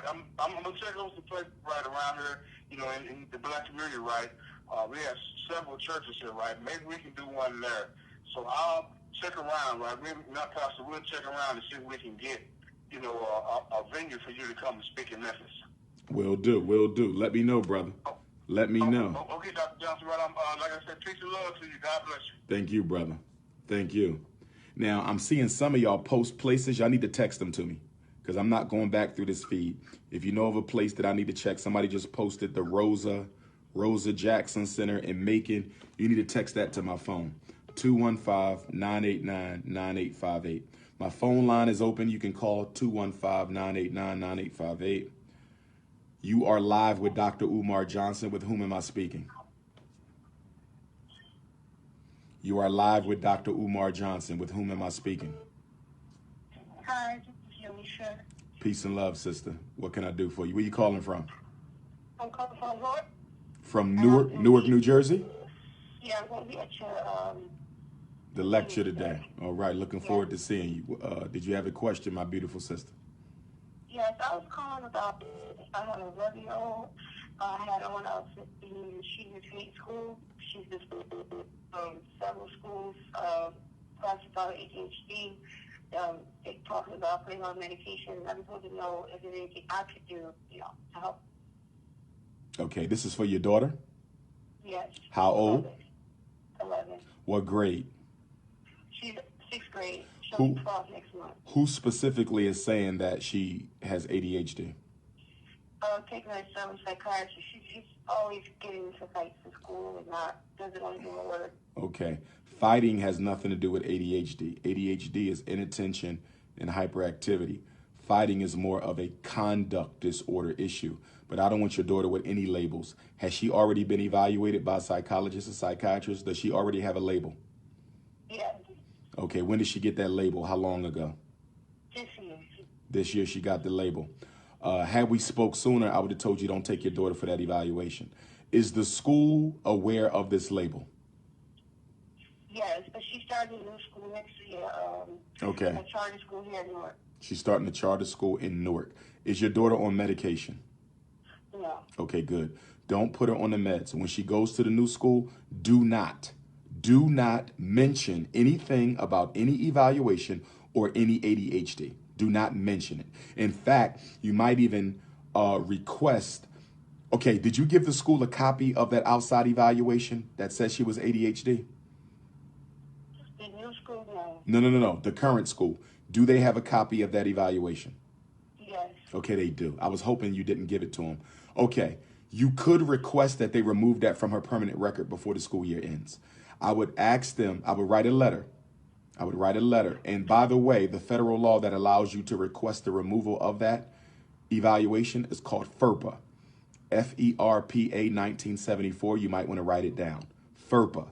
FERPA 1974. And that's an acronym for the Family Educational Rights and Privacy Act. Family Educational Rights and Privacy Act. FERPA 1974. You write a letter to the principal. There is an evaluation in my child's record that I don't agree with. I would like it removed from my child's record before she transfers to the new school. Okay, I'm going to talk to you when I see it later, because I don't understand why I wouldn't want to evaluate her. She almost got arrested also. But see, here's the 18 thing. years old. Okay, that's more of emotional and family-based issues. That doesn't have anything to do with ADHD, and I don't want her getting diagnosed with a conduct disorder for family and personal emotional issues that we need to deal with. See, we don't need to label our children. We need to address the problems. The white man just wants to label and drug. Labeling and drugging is not a solution. We want to address the problem. So when I see you today, pull me to the side during the book signing session, and we'll talk about it. Okay, thank you. Okay, love. Thank you for the call. All right. The line is open, 215-989-9858. We have to stop labeling and drugging our children and address the problem. Special ed is not a solution. Ritalin is not a solution. ADHD is not a solution. Stop drugging and stop diagnosing, and we have to heal. We have to spiritually heal African children. Let's spiritually heal our African children. If you want to work at the school, email your resume to fdmgresumes@gmail.com. If you want to work at the school, email your resume to fdmgresumes@gmail.com. If you are a licensed plumber, licensed electrician, licensed HVAC, licensed roofer, if you are a licensed carpenter, if you are a painter, if you are a licensed sprinkler system implementer, if you're willing to come to the Frederick Douglass Marcus Garvey Academy and do an assessment of your system to help us get the school ready for our boys, text me at 215-989-9858, 215-989-9858. I hope New York is coming out today. I hope my New York family isn't so lazy that they can't come to Newark, New Jersey. I hope my Connecticut family isn't so lazy that they can't come to Newark, New Jersey. I hope my Pennsylvania family isn't so lazy that they can't come to Newark. I want to see Staten Island today. I want to see the Boogie Down Bronx today. I want to see Brooklyn today. I want to see Long Island. I want to see Harlem. I want to see Queens in Newark today. The lines are open. You can call 215-989-9858. Any question at all. We only have 27 minutes left. And then I'm going to take a quick power nap and get ready for the event. Call my phone now if you have a question, any question, 215-989-9858. I just got a text from my good sister in Atlanta. She said, quote, Dr. Umar, these Negroes in Atlanta are jealous and they don't want to give you a venue. That can't be true because Atlanta loves Dr. Umar. Atlanta is Dr. Umar's #1 city. You're live with Dr. Umar. Who am I speaking to? My name is Tyrese. Sister Tyrese, peace and love. Where you calling from? Peace and love, my black man. I'm calling from Kansas City, Missouri. Kansas City, Missouri. What's on your mind today? I have a young man who's 9 years old, and we have filed in a court proceeding, and he's in a system. I have total rights to my son, and I recently the judge if I could have him emotionally or mentally evaluated. Whoa. Who wanted, wait, time out. Who wanted your son emotionally evaluated? Who wanted that? I wanted that for him. Okay, you wanted him evaluated by the... Okay, for what purpose did you want that eval? Because our relationship, as far as conversation, he talks to me about a lot of things, and the judge has placed him with his father, but his father is not emotionally or spiritually or mentally really ready for that right now. It is guessing, and he does a lot of things that is not quite fair or right. My question is, I request from the judge that he sees a psychiatrist, and he declined or denied him that. I'm glad he did, and I'm going to tell you why. I'm Okay. glad he did, and I'm going to tell you why. What grade is your son in? Third. Okay. I'm glad he denied it. If that judge would have approved your request for a psychiatric or psychological evaluation, that would have sucked your son into the Kansas City mental health exploitation system. And the reason I call it the mental health exploitation system is because they would have diagnosed your son with some nonsense. They would have wrote a prescription for some drugs, and you would have never been able to get him off them drugs because it would have been court ordered. I am glad the judge refused you. You don't need an evaluation to get therapy. I want to make sure y'all understand this. You don't need an evaluation to get counseling. If your son needs someone to talk to, if your son needs counseling, all you have to do is Google. Get on your cell phone and Google black counselors in Kansas. No. It has nothing to do with the judge. You can get, okay, your son's father has primary custody. Is that correct? Physical custody? Yeah, he has residential. Okay, so this is all you want from the judge. All you want from the judge is shared legal custody, and you want the judge to approve your request to get private counseling for your son. That's what you want. You don't want no court-ordered eval. You don't want an eval at all. You simply want the judge to approve your request to find a private black counselor or psychologist or social worker or therapist to work with your son. You don't want a psychiatrist. All they do is give out drugs. You don't want a psychiatrist. You want a psychologist, counselor, social, exactly. So ask the judge, basically, I need you to reword your request. You don't want an eval. Okay. You want counseling. And you want the judge to allow you to find a counselor and require the father to take your son to the counseling sessions. That's what we want. Okay. Well, I do understand that. That may be what I need to do, reword what my request is. So basically, what I'm asking is not that he's evaluated, but that he has the right to see. Exactly. The denial that I got, that I couldn't take him to the doctor. But I have all my rights. So I guess my question is that something that could be done? Yes, absolutely. I have all my rights to my child that I Absolutely. can't take him to the doctor? Absolutely, you can get him to counseling because you got shared legal. But because the father might be resistant, you might need the judge to put it on paper. That's all. You just need the judge to issue an order. Yeah, that, pursuant to mom's request for psychological counseling, the court hereby, orders that the child see counseling by the person that the mom selects or by a person that mom and dad agrees upon. And if I were you, when I made my request, I would already have the person in mind. In other words, do your research now, find out who you're going to use. And what you can do is you can give the judge 3 different people that you like and say the father can choose the one that he's most comfortable with. It will really go over then because you're still giving the father some decision-making power. These are 3 counselors. I would like the father can choose the one. He can meet with all 3 and choose the one he thinks is best for our son. Okay.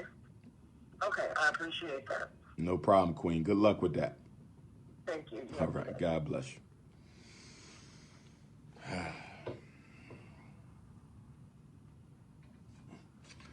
I want my second wife to have a son or 2. Okay? My second wife must have a son or 2 because I'm not having no more children. I think I'm done. So I want my second wife to already have a son or 2 who don't have their father. Okay? I want all of our sons to have their father, right? But we have black men who don't have fathers. So if there's a black woman with some sons, I want to raise a son. I've never had a chance to raise a son. I want to help raising a son. So if you got a son or 2, you will be given privilege in the Dr.Umar wifey selection. Send those wife resumes in. Dr.Umar Johnson at yahoo.com. Next question. The line is open. 215-989-9858. 215-989-9858. You can call in, brothers and sisters. Line is open. We got 20 minutes left. Any questions for me? Any Hotep questions? Any rumors? Any FDMG questions? Any psychoacademic Holocaust questions? You are live with Dr. Umar Johnson. With whom am I speaking? Yes, hello, Mr. Umar Johnson. Dr. Umar Johnson. This is Abdul from Brooklyn, New York. Peace and love, brother Abdul. How are we doing today? I'm doing great. I just wanted to know, I will be at tonight's event. Will you be doing a... Say that again. Will I be doing... Q&A? Yes, we will be having a question and answer session today. We will be having a question and answer session today in Newark, New Jersey. Yes, we will. Oh, okay. Thanks. Well, I look forward to being there. See you soon, black man. Appreciate you. Peace and love, family. You live with Dr. Umar Johnson. Who am I speaking to? Who am I speaking to? Hello? Yes, sir. Yes, sir. Where you calling from? Yes, sir. I'm calling from Texas. Texas? Where at in Texas, brother? Where are you? Yes, sir. Yes, sir. Houston. Houston, Texas. You're the third Texas call this morning. Texan is buzzing for Dr. Umar. I got to get back to Texas. Shout out to my Houston family. Shout out to my Longview family. Shout out to, I need to do a lecture in San Antonio and I need to do a lecture in Austin. I haven't been to Austin and San Antonio in a long time and I need to get on back to Houston too. But go right ahead, brother. What's on your mind today? We need you to get back to Houston, sir, before you end the tour. Yes, sir. One thing though, I know you've been a lot of busy, been very busy and doing everything, but I really never was able to speak on it. You probably didn't want to speak on it, but I just wanted to get your thoughts on Dr. Nipsey. Oh, Nipsey Hussle. Yes, sir. Yes, sir. Yes, sir. Yes, sir. How you feel on that? Because it's looking it doesn't look like no regular gangbang stuff. No. I believe Yes, sir. that Nipsey Hussle murder was a professionally orchestrated hit. Okay? And I believe that, just like the white man always does, he finds somebody jealous of us. He always uses a black hand. It's a white command, but it's a black hand. It's a white command, but it's a black hand. And I believe that they found someone who was jealous of Nipsey, brother who rode with him. It's always the Judas factor. It is always the Judas factor. It is always the Judas factor. And I believe they simply used him to carry out the hit. Okay, it was a black hand that pulled the trigger, but it was a white command. And I am still of the opinion that it may have been a music industry assassination. I believe that Nipsey Hussle's vertical integration music strategy to sell and distribute his music caused a lot of panic in the music industry. And if Nipsey Hussle been able to integrate his vertical integration music distribution and sales platform, that could have cost the music industry billions of dollars, especially if he turned other black artists onto that vertical integration platform. The music industry could not afford for Nipsey Hussle to implement his vertical integration distribution platform. They could not. That would have totally cut the majors out of the money. And I believe the music industry, just like they took out Biggie in LA, took out Pac in LA, they killed Michael Jackson, they killed Sam Cooke, they killed Jimi Hendrix, they killed Prince, they killed Whitney Houston. I believe the music industry killed Nipsey. Until I get a better explanation, I believe it was the music industry. Yes, sir, because it doesn't look, it seems very regular. And one more question, Dr. Umar, before you get off. I've been following you for a minute, sir, and a lot of your talking points, I hear the ADOS talking. I wonder why you guys are not, of course you don't have to work with each other, you both doing your own work, both moving forward, that's the main thing. But it's I guess why you don't get a nod from each other, because a lot of your talking points about the immigrants coming over, taking our place, and y'all voting for this, that's basically what they're doing. From what I've seen so far, but it's not like the vice with the continental Africans, because there's some of them that's aligning with it and some that's not. But I just want to get your take on that. Why do you feel like there's an opposition to us as a whole because of what they're trying to do? Okay. ADOS, I respect them. Okay, our issues are ideological, they're not personal. Our issues are ideological, I'm not personal. But I would beg to differ with your point that we have a lot in common, because we don't.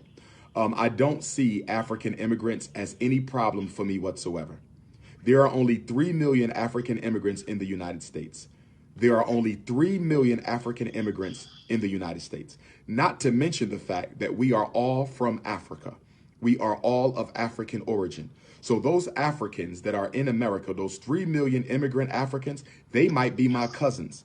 They might be my aunts and uncles. We may literally be from the same village back home. We may literally be from the same clan. We may literally be from the same ethnic nation. Why would I separate myself from my own blood, kith, and kin? Why would I do that in order to ingratiate myself to my slave master so I can beg him for reparations? That doesn't make any sense. The reparation struggle does not require us to disassociate from our African identity. The reparation struggle does not need us to disidentify from our African brothers and sisters around the world.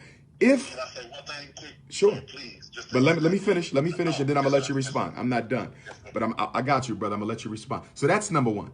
There is nothing in the reparations movement strategically that requires you to disidentify from your Africanity. And I'm gonna be honest with you. Had I not known who was behind this movement, I would have clearly assumed that it was a CIA front group.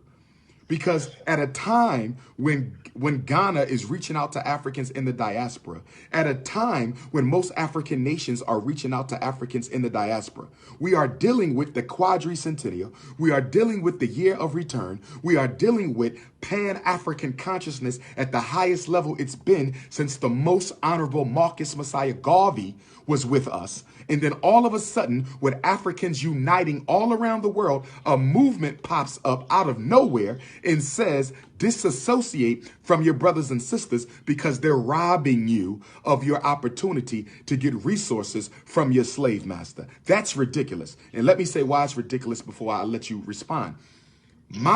Who has stolen more from black people? African immigrants or the homosexual movement?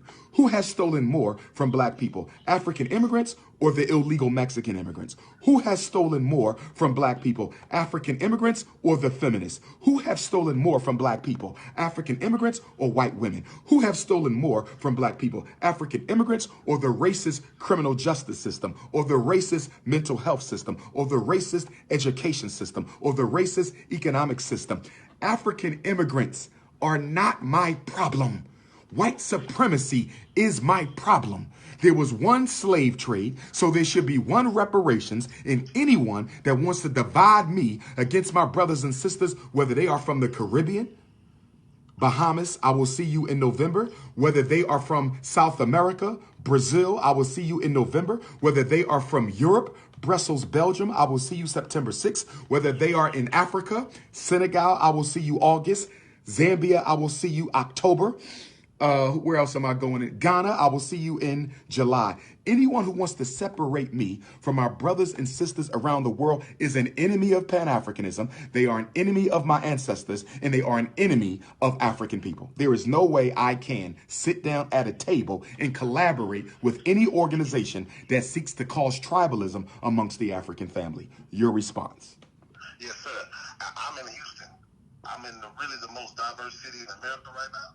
And Nigerians, that little African presence, been in Houston for a minute. They always been isolated from us. Always, they never aligned themselves with us. Always been isolated towards us. They always had their own thing going on. So, and it wasn't that we pushed them away because like I grew up in a non-denominational church. It's Christian. We all love everybody. So it wasn't like we was pushing the continent for Africans away. They never cohabitate. They never really fellowship with us in no aspect of life. So that's why I understand what you're saying. If more of them thought like that come over here or that's in America, it would be great. But a lot of Africans they don't think like you think. They're not saying what you're saying. I agree with you. I agree with you. I agree with you, my brother. But they don't come over here and they come over here and allow themselves for white supremacy. Right. I agree. I agree with you. I agree with you that you have African coons in the United States. I agree with you. But you also, yes, but hear me. You're correct. There are African coons in the United States who think they're better than you, who think they're different from you, who think they don't want anything to do with you. You are correct. But guess what? You have African American coons who think they're better than Africans, who don't want anything to do with Africans. The point that I am making is that what you are describing is true for all African groups. We all have those reactionary Negroes within our community. But guess what? We also have progressive-minded Africans in America. I know this because I work with them. You got progressive African Americans. You got progressive African Caribbeans. You got progressive African Europeans. You got progressive African South Americans. Why are we judging an entire group of our family by the actions of a few? Do you understand how hard it is for an African to get into America in the first place? Are you aware that America only allows a certain type of African to come to this country in the first place? Are you aware that when slavery ended, one of the first acts of Congress was to limit the amount of Africans who could come into America? America ain't crazy about African immigrants. They're simply exploiting them to build relationships with African countries so they can steal the resources. They're simply exploiting them so they can use their intellectual talent to build America's corporations. That's all that is. It is an intellectual brain drain. The Africans in America are not representative of the African consciousness on the continent, my brother. Don't judge a continent of 1 billion people by the actions of 3 million. Don't judge a continent of 1 billion people by the actions of 3 million. We cannot afford to play divide and conquer at this stage of our struggle. We need every last one of us. World War III will be a war of African people against everybody else. We're going to have to fight the Chinese, the Arabs, the Mexicans, the East Indians, the Anglo-Saxons all at once. World War III is a fight to bring back African global supremacy. That's why we need all of our brothers and sisters. The ones that are coons, we can leave them alone. But we got to make sure we're not throwing away good people. We got to make sure we're not throwing away good people, my brother. Please rethink that position. It's bigger than that. It's bigger than that. I understand. Yes, sir. Yes, sir. Just one thing was, Dr. Umar, just whatever, put that Houston in your schedule, sir. That was it. That's it. Oh, yes, sir. We're going to make it happen. We're going to make it happen, Yes, black sir. man. We're going to make it happen. Appreciate you. We got 10 minutes left. The lines is open. We got 10 minutes left. It's going down. Newark, New Jersey, 4 o'clock. Doors at 2. Newark Tech. Bring the children. Babies are free. Print out your ticket for the Dr. Papa gift raffle. Call my phone if you have a question. 215-989-9858.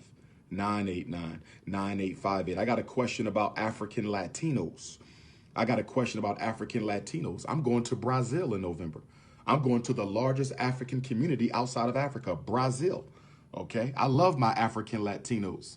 Who knows? My wife might be African Rican. She might be African Cuban. She might be African Dominican. She might be African whatever. Peace and love, family. You live with Dr. Umar. Who am I speaking with? You're breaking up, family. You're breaking up. Hang up and dial back. Peace and love. You're live with Dr. Umar Johnson. Who am I speaking with? Hello? Hello? Going once? Going twice? Are you there? Okay, when I pick up the phone, you need to speak. The line is open, 215-989-9858. You're live with Dr. Umar Johnson. Who am I speaking to? Hey, this is Abdul again. I'm sorry. I just thought I had one more question. Sure, go right ahead. I remember you in the past talking about to support each other, have our own businesses, and how we're not getting jobs because a lot of them are going to the Mexicans and the immigrants.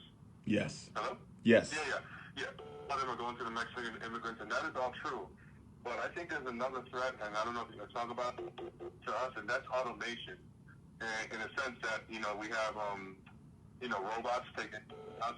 So let's just say if we start building our own car wash, are we really going to hire a lot of black people, or we're going to get a robot to do it so that owner can profit, or have our own restaurants? Are we going to have a lot of black waiters or chefs, or we're going to have robots to do it? So how would we address that challenge with automation? I know we have threats when it comes to other, immigrants willing to work for less. How do we address that in the world of automation, which is really taking over a lot of jobs? That's a great question. Here's how I would respond. I'm not totally against automation, okay? But I think we need to evaluate it and limit our usage of it, okay? We are fundamentally a collectivist people as Africans. We are fundamentally... Yeah, we're consumers and not producers, yeah. Yes, but we're also collectivists, meaning we do things as a family. We're collective. We do everything as a family for the benefit of the family. Because of that, I think that we would largely not employ automation on a large scale because it would eliminate jobs. So, for example, if I open up a car wash, being a Pan-Africanist, I would have to hire our people as opposed to using the machine. The machine would save me money, but it would rob the community of its economy because our people need to eat. You know, when everybody got jobs, families function better. When people got jobs, crime are down. When people got jobs, drug abuse is less. You follow? So if I care about the community, I'm going to hire people, okay, which would increase my overhead, but I'm investing in the community. As opposed if I go with automation using the robots, I'm making more money, but my community is suffering. So I think collectively as a people, we don't have to be totally against automation, but we do have to limit it to make sure our people can feed their families. Well, hopefully it happens because a lot of people, I think, would own the store be like, "Oh, I see a machine doing it. That's more money for me." So I guess it'll have to take all of us. Yes, it would have to take all of us. It got to be systematic. If it's not systematic, it's not going to work. In fact, that's why we struggle, black man, because we don't have anything. Nothing is done in the black community systematic. You can't. The only thing we do systematic in the black community is vote Democrat. Exactly. That's the other thing we do systematically in the black community is we waste our money. Right now, I know the media is trying to get everyone to go with Joe Biden. Yeah, black folks can't wait to go vote. See, here's the thing about that. And here's the thing about that. Black people love distractions and we love entertainment. If you can distract me from my responsibilities and my reality, and if you can entertain me, I will love you. The church distracts, the church entertains. The Democratic Party distracts, the Democratic Party entertains. The black conscious community, the fake woke YouTube movement, they love to distract and they entertain. They're not building anything. They're not changing anything. They're not buying any institutions. They're not doing no nation building. It is all distraction and entertainment because that's what black people love. Oh, all that is true, but I have to say this, and I have to give our people a lot of credit because I remember the last days in 2016 with Hillary Clinton. I think Jay-Z had a concert in Cleveland, and so many black people, it was like the last minute of the fourth quarter at the very end. So many black people saw that as an insult. Obviously, they didn't go for Donald Trump, but they just decided to stay home. And this one right here, I'm very shocked. You have Kamala Harris and Cory Booker, and you're going to Cory Booker's hometown today. And so many people see through those two. And, you know, I'm not, you know, and a lot of them are just like, they feel the fakeness. They feel the fakeness from those two, from Kamala Harris and Cory Booker. You know, they just did. So, you know, I mean, I guess that's a start. Obviously, I remember what you said, we need a black political union. It might be way after our generation before we get there, and I'm definitely for that.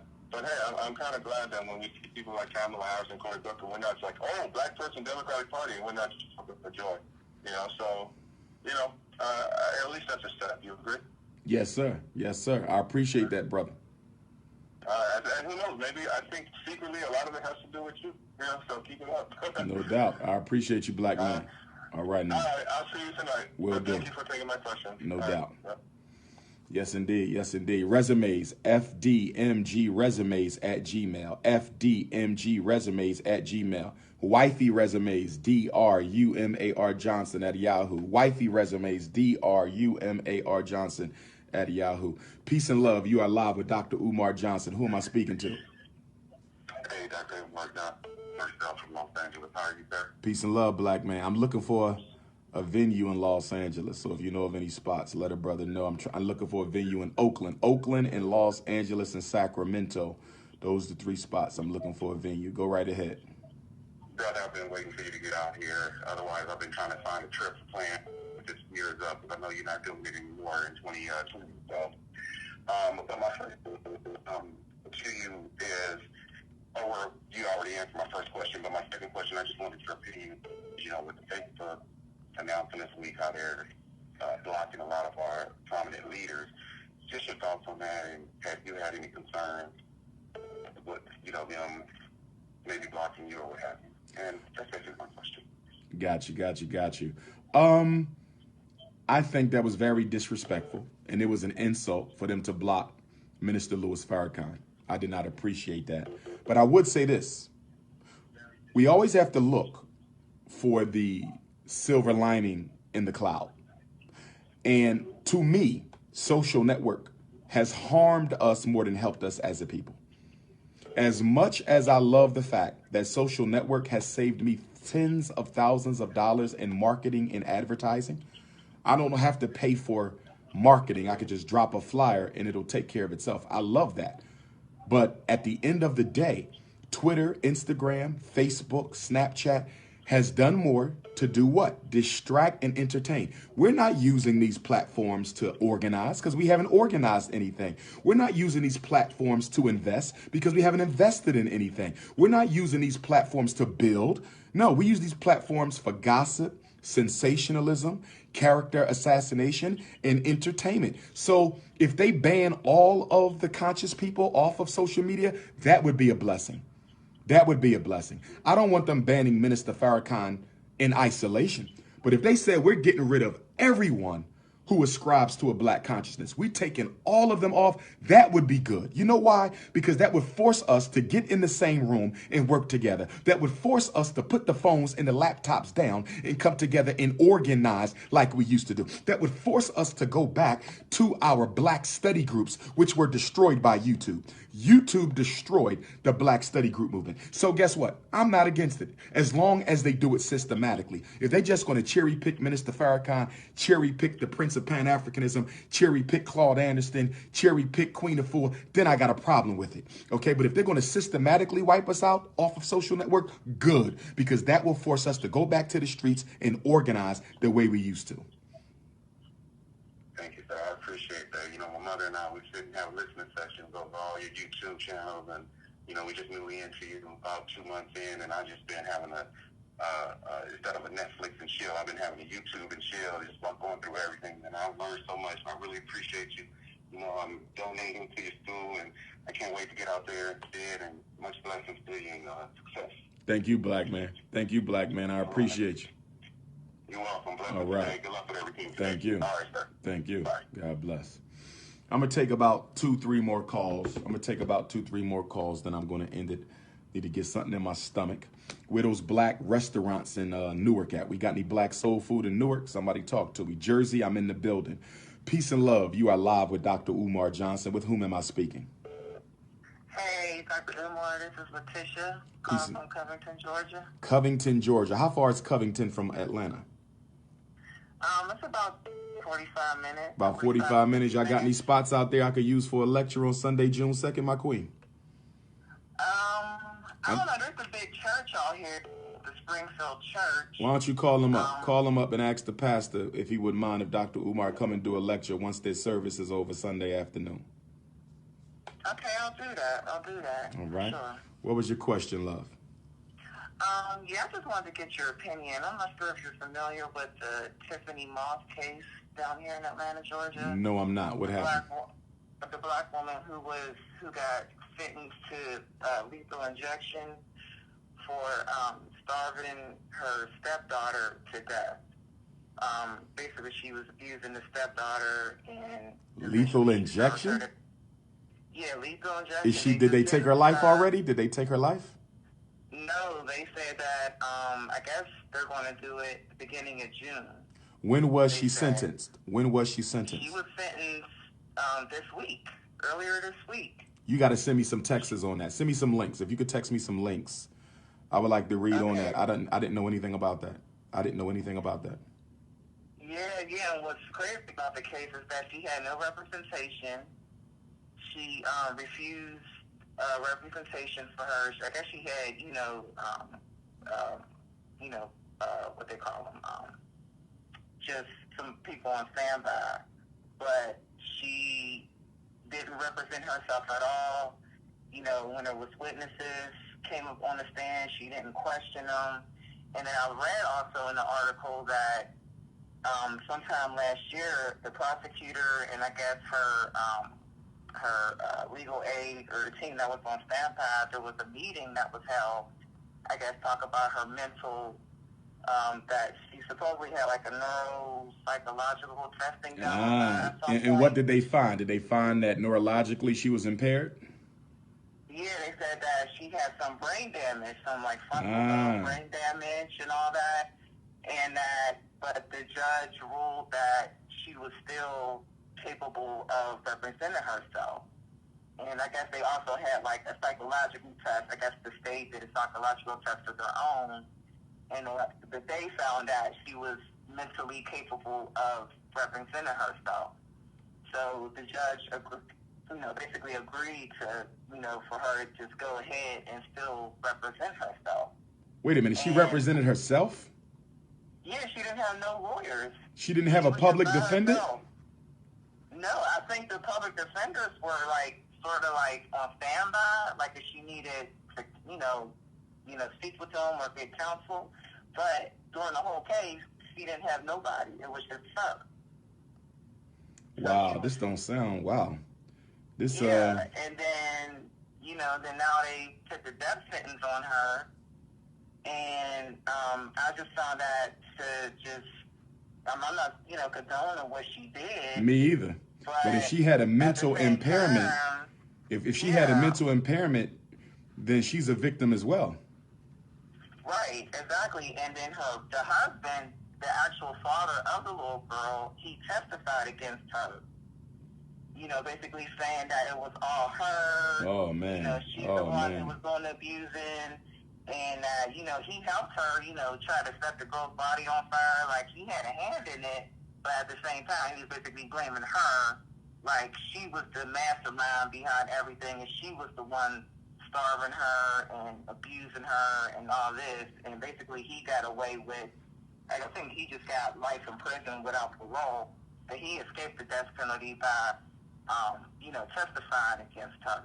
But me, I believe that honestly, that he probably was the mastermind behind it, and she could have been just a victim because, she just wasn't right.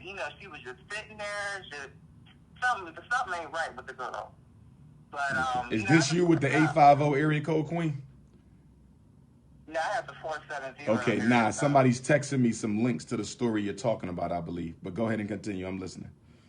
Yeah, so, and then now she got the lethal injection, there's a lot of cases out there, especially, white people's cases, that don't even get the death penalty, even more heinous crimes than what she committed. And I just feel like this is just the beginning of, they're putting a black face on this issue, as far as the lethal injection. I feel like there's something, coming down the pipeline with this and, sentence people to death and everything. And it was just so ironic. I had just watched your video it was about the OJ case, and you was also talking about the other genocide cases, but Stephon Clark and all that, and you was breaking down all the statistics about the white versus the black people and how they're punished, according to their crimes. And I just had listened to that video, and you was talking about the lethal, just people being sentenced to death. And it was just crazy. Then I heard about this case, and I'm just like, damn, like, this case just didn't sit right with me. Being that, she was wrong, but at the same time, I don't think that being just how the case was presented, not having representation. And another question I had was, could a judge, being that this was a capital murder case, could a judge, I don't understand why the law that will allow anybody to represent themselves, especially with a murder case in this situation. I feel like that should even be against the law to even... Yeah, it might be more to the story. I guess I'm wondering, where's her family at? Like, where's the family? Like, why are they not advocating for her? Yeah, nobody, I read an article, she had a mother. Her mother was, here, but I didn't hear anything what she said or... try to advocate on her behalf, knowing something's wrong with her daughter. Nobody's, saying anything about it. A lot of people agreeing with the death penalty issue, but, I just feel like there's more to this, and it's just ain't right, I feel you. Well, keep me posted, Queen. Keep me posted. Send me some links on that, and okay. Let me look into that. And I wish I could speak with somebody in the family too. Yeah, But yeah, send me some links. I'm gonna see what I can do. Okay, all right. Well, Appreciate you, congratulations sweetie. on the school. I hope, if, get up and running this, sometime soon. Yes, ma'am. Yes, ma'am. Make sure you see your donations in, Queen. We need them. Okay, will do. All right. Will God do. bless you. All right now. All right, thanks. Make sure y'all send y'all donations in. Send your donations in. FDMG Academy, P.O. Box 9634, Wilmington, Delaware, 19809. Go to the Cash app, cash.me/$FDMG School. Good morning. You're live with the Prince of Pan-Africanism. Who am I speaking with? Hi, yes, this is Lauren. Good morning. Peace and love, Sister Lauren. How are you? I'm doing well. I just had a quick question about my son. He's in first grade. Uh-huh. He is a repeat first grader, and I kind of been struggling with, he's like not a bad student. Okay. But now they keep pushing the fact to get him evaluated because No. they say he... They said he what? They said that he's not a bad student, but he kind of like his imagination never stops. He can't pay attention in class. And I also hired a tutor to come to the house, and she said the same thing when she's working with him. He kind of like his imagination always going, like it never stops. Even when his dad works with him, he always imagine. I don't know what he's thinking about, but he's not a bad kid. He's just always thinking about something. Like we cut TV off, we put him to bed earlier than usual. I read books for him before he go to bed.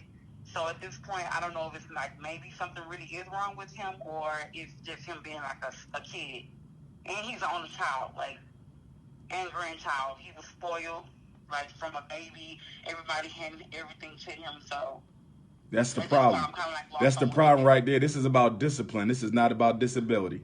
This is about discipline. This is not about disability.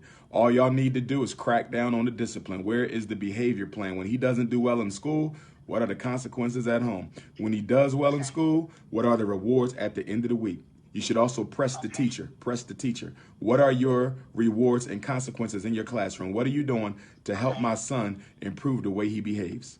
Okay, y'all can handle this yourself. He's too young to be getting evaluated. First of all, there's nothing special that can do for your son's imagination. Having an imagination is a good thing.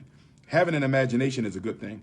Then wanting to evaluate for that, I want to know what their recommendation is. There's nothing special that can do. Your son's supposed to have an active imagination. I'm glad he has an active imagination. Now the distraction is a problem, but we can cure the distraction with some discipline. And the fact that y'all spoiled him, y'all got to really crack down on him. Y'all have to crack down on him. Y'all have to crack down on him in order to get him out of that spoiledness, because he's used to getting his way. That's the problem. He's used to getting his way, but y'all can break him out of that. Y'all can break him out of that, and the time is now. The time is now. That's all this is some discipline. Do not sign permission for them to evaluate your child. Do not sign permission for them to evaluate your child. He is too young for that. Remember, the evaluations that we do and the disabilities that we classify cannot be proven to exist. You cannot prove a learning disability. You cannot prove ADHD. You can't prove them. They are professional opinions. Your son is too young. Stay away from the evaluations. Okay. And I have one more question, because I know this is your last time touring. Are you coming back to Houston? Yes, I'm definitely going to be coming back to Houston. I'm just waiting now to get the date. So I'm definitely going to be coming back to Houston, and it'll probably be this summer. So, just stay up on my social networks, because, I post everything on those. So whether it's Instagram, Twitter, or Facebook. But, yeah, I'm working on Houston now. Perfect. Okay. I was like, oh, no, he's not coming, but that's good. Okay, cool. Well, thank you. Oh, and one more thing I wanted to mention, at one point we did do homeschooling with him, which was actually helpful. It was just getting really expensive, but we definitely did try homeschooling as well. So I didn't know if you think that was a good idea. Sure. As long as you're organized and focused and consistent, and you got some academic teachers that can coach you along the process, I think that can work. Yeah, because I definitely want to be behind. Okay. Well, thank you. That's all I had today. You enjoy your morning, King. All right. Thank you, love. Enjoy yours as well. God bless. Thank you. All right. Peace and love. You're live with Dr. Umar Johnson. Who am I speaking with? Tanika from Nashville. Peace and love. Nashville. What's the name again? Tanika. Tanika. What's going on, love? I wanted to give you information about where you can speak at for the venue in Memphis, in Sure. South Memphis. Sure. The place is called the Stax Museum, and I Okay. can get the information from you. I just can't get I don't know how I'll be able to get the information to you. I'm going to give you my cell number. Are you able to take it down? Yes, It's 215 Yes. 989 Yes. 9858. Okay. And what I'll do is I'll either text you the information or I'll call back again once I call to see if I can get the venue set up. I'm gonna call on Monday morning. Okay, that'd be great. That'd be excellent. Also, I had another question because I noticed that you stated that you were coming to Nashville June 23rd. Is that correct? Yes, ma'am. That's not etched in stone, but it's looking real good, which means I would like to do Memphis probably. Nashville is a Sunday, so I probably want to do Memphis on Friday or Saturday, the 21st or 22nd.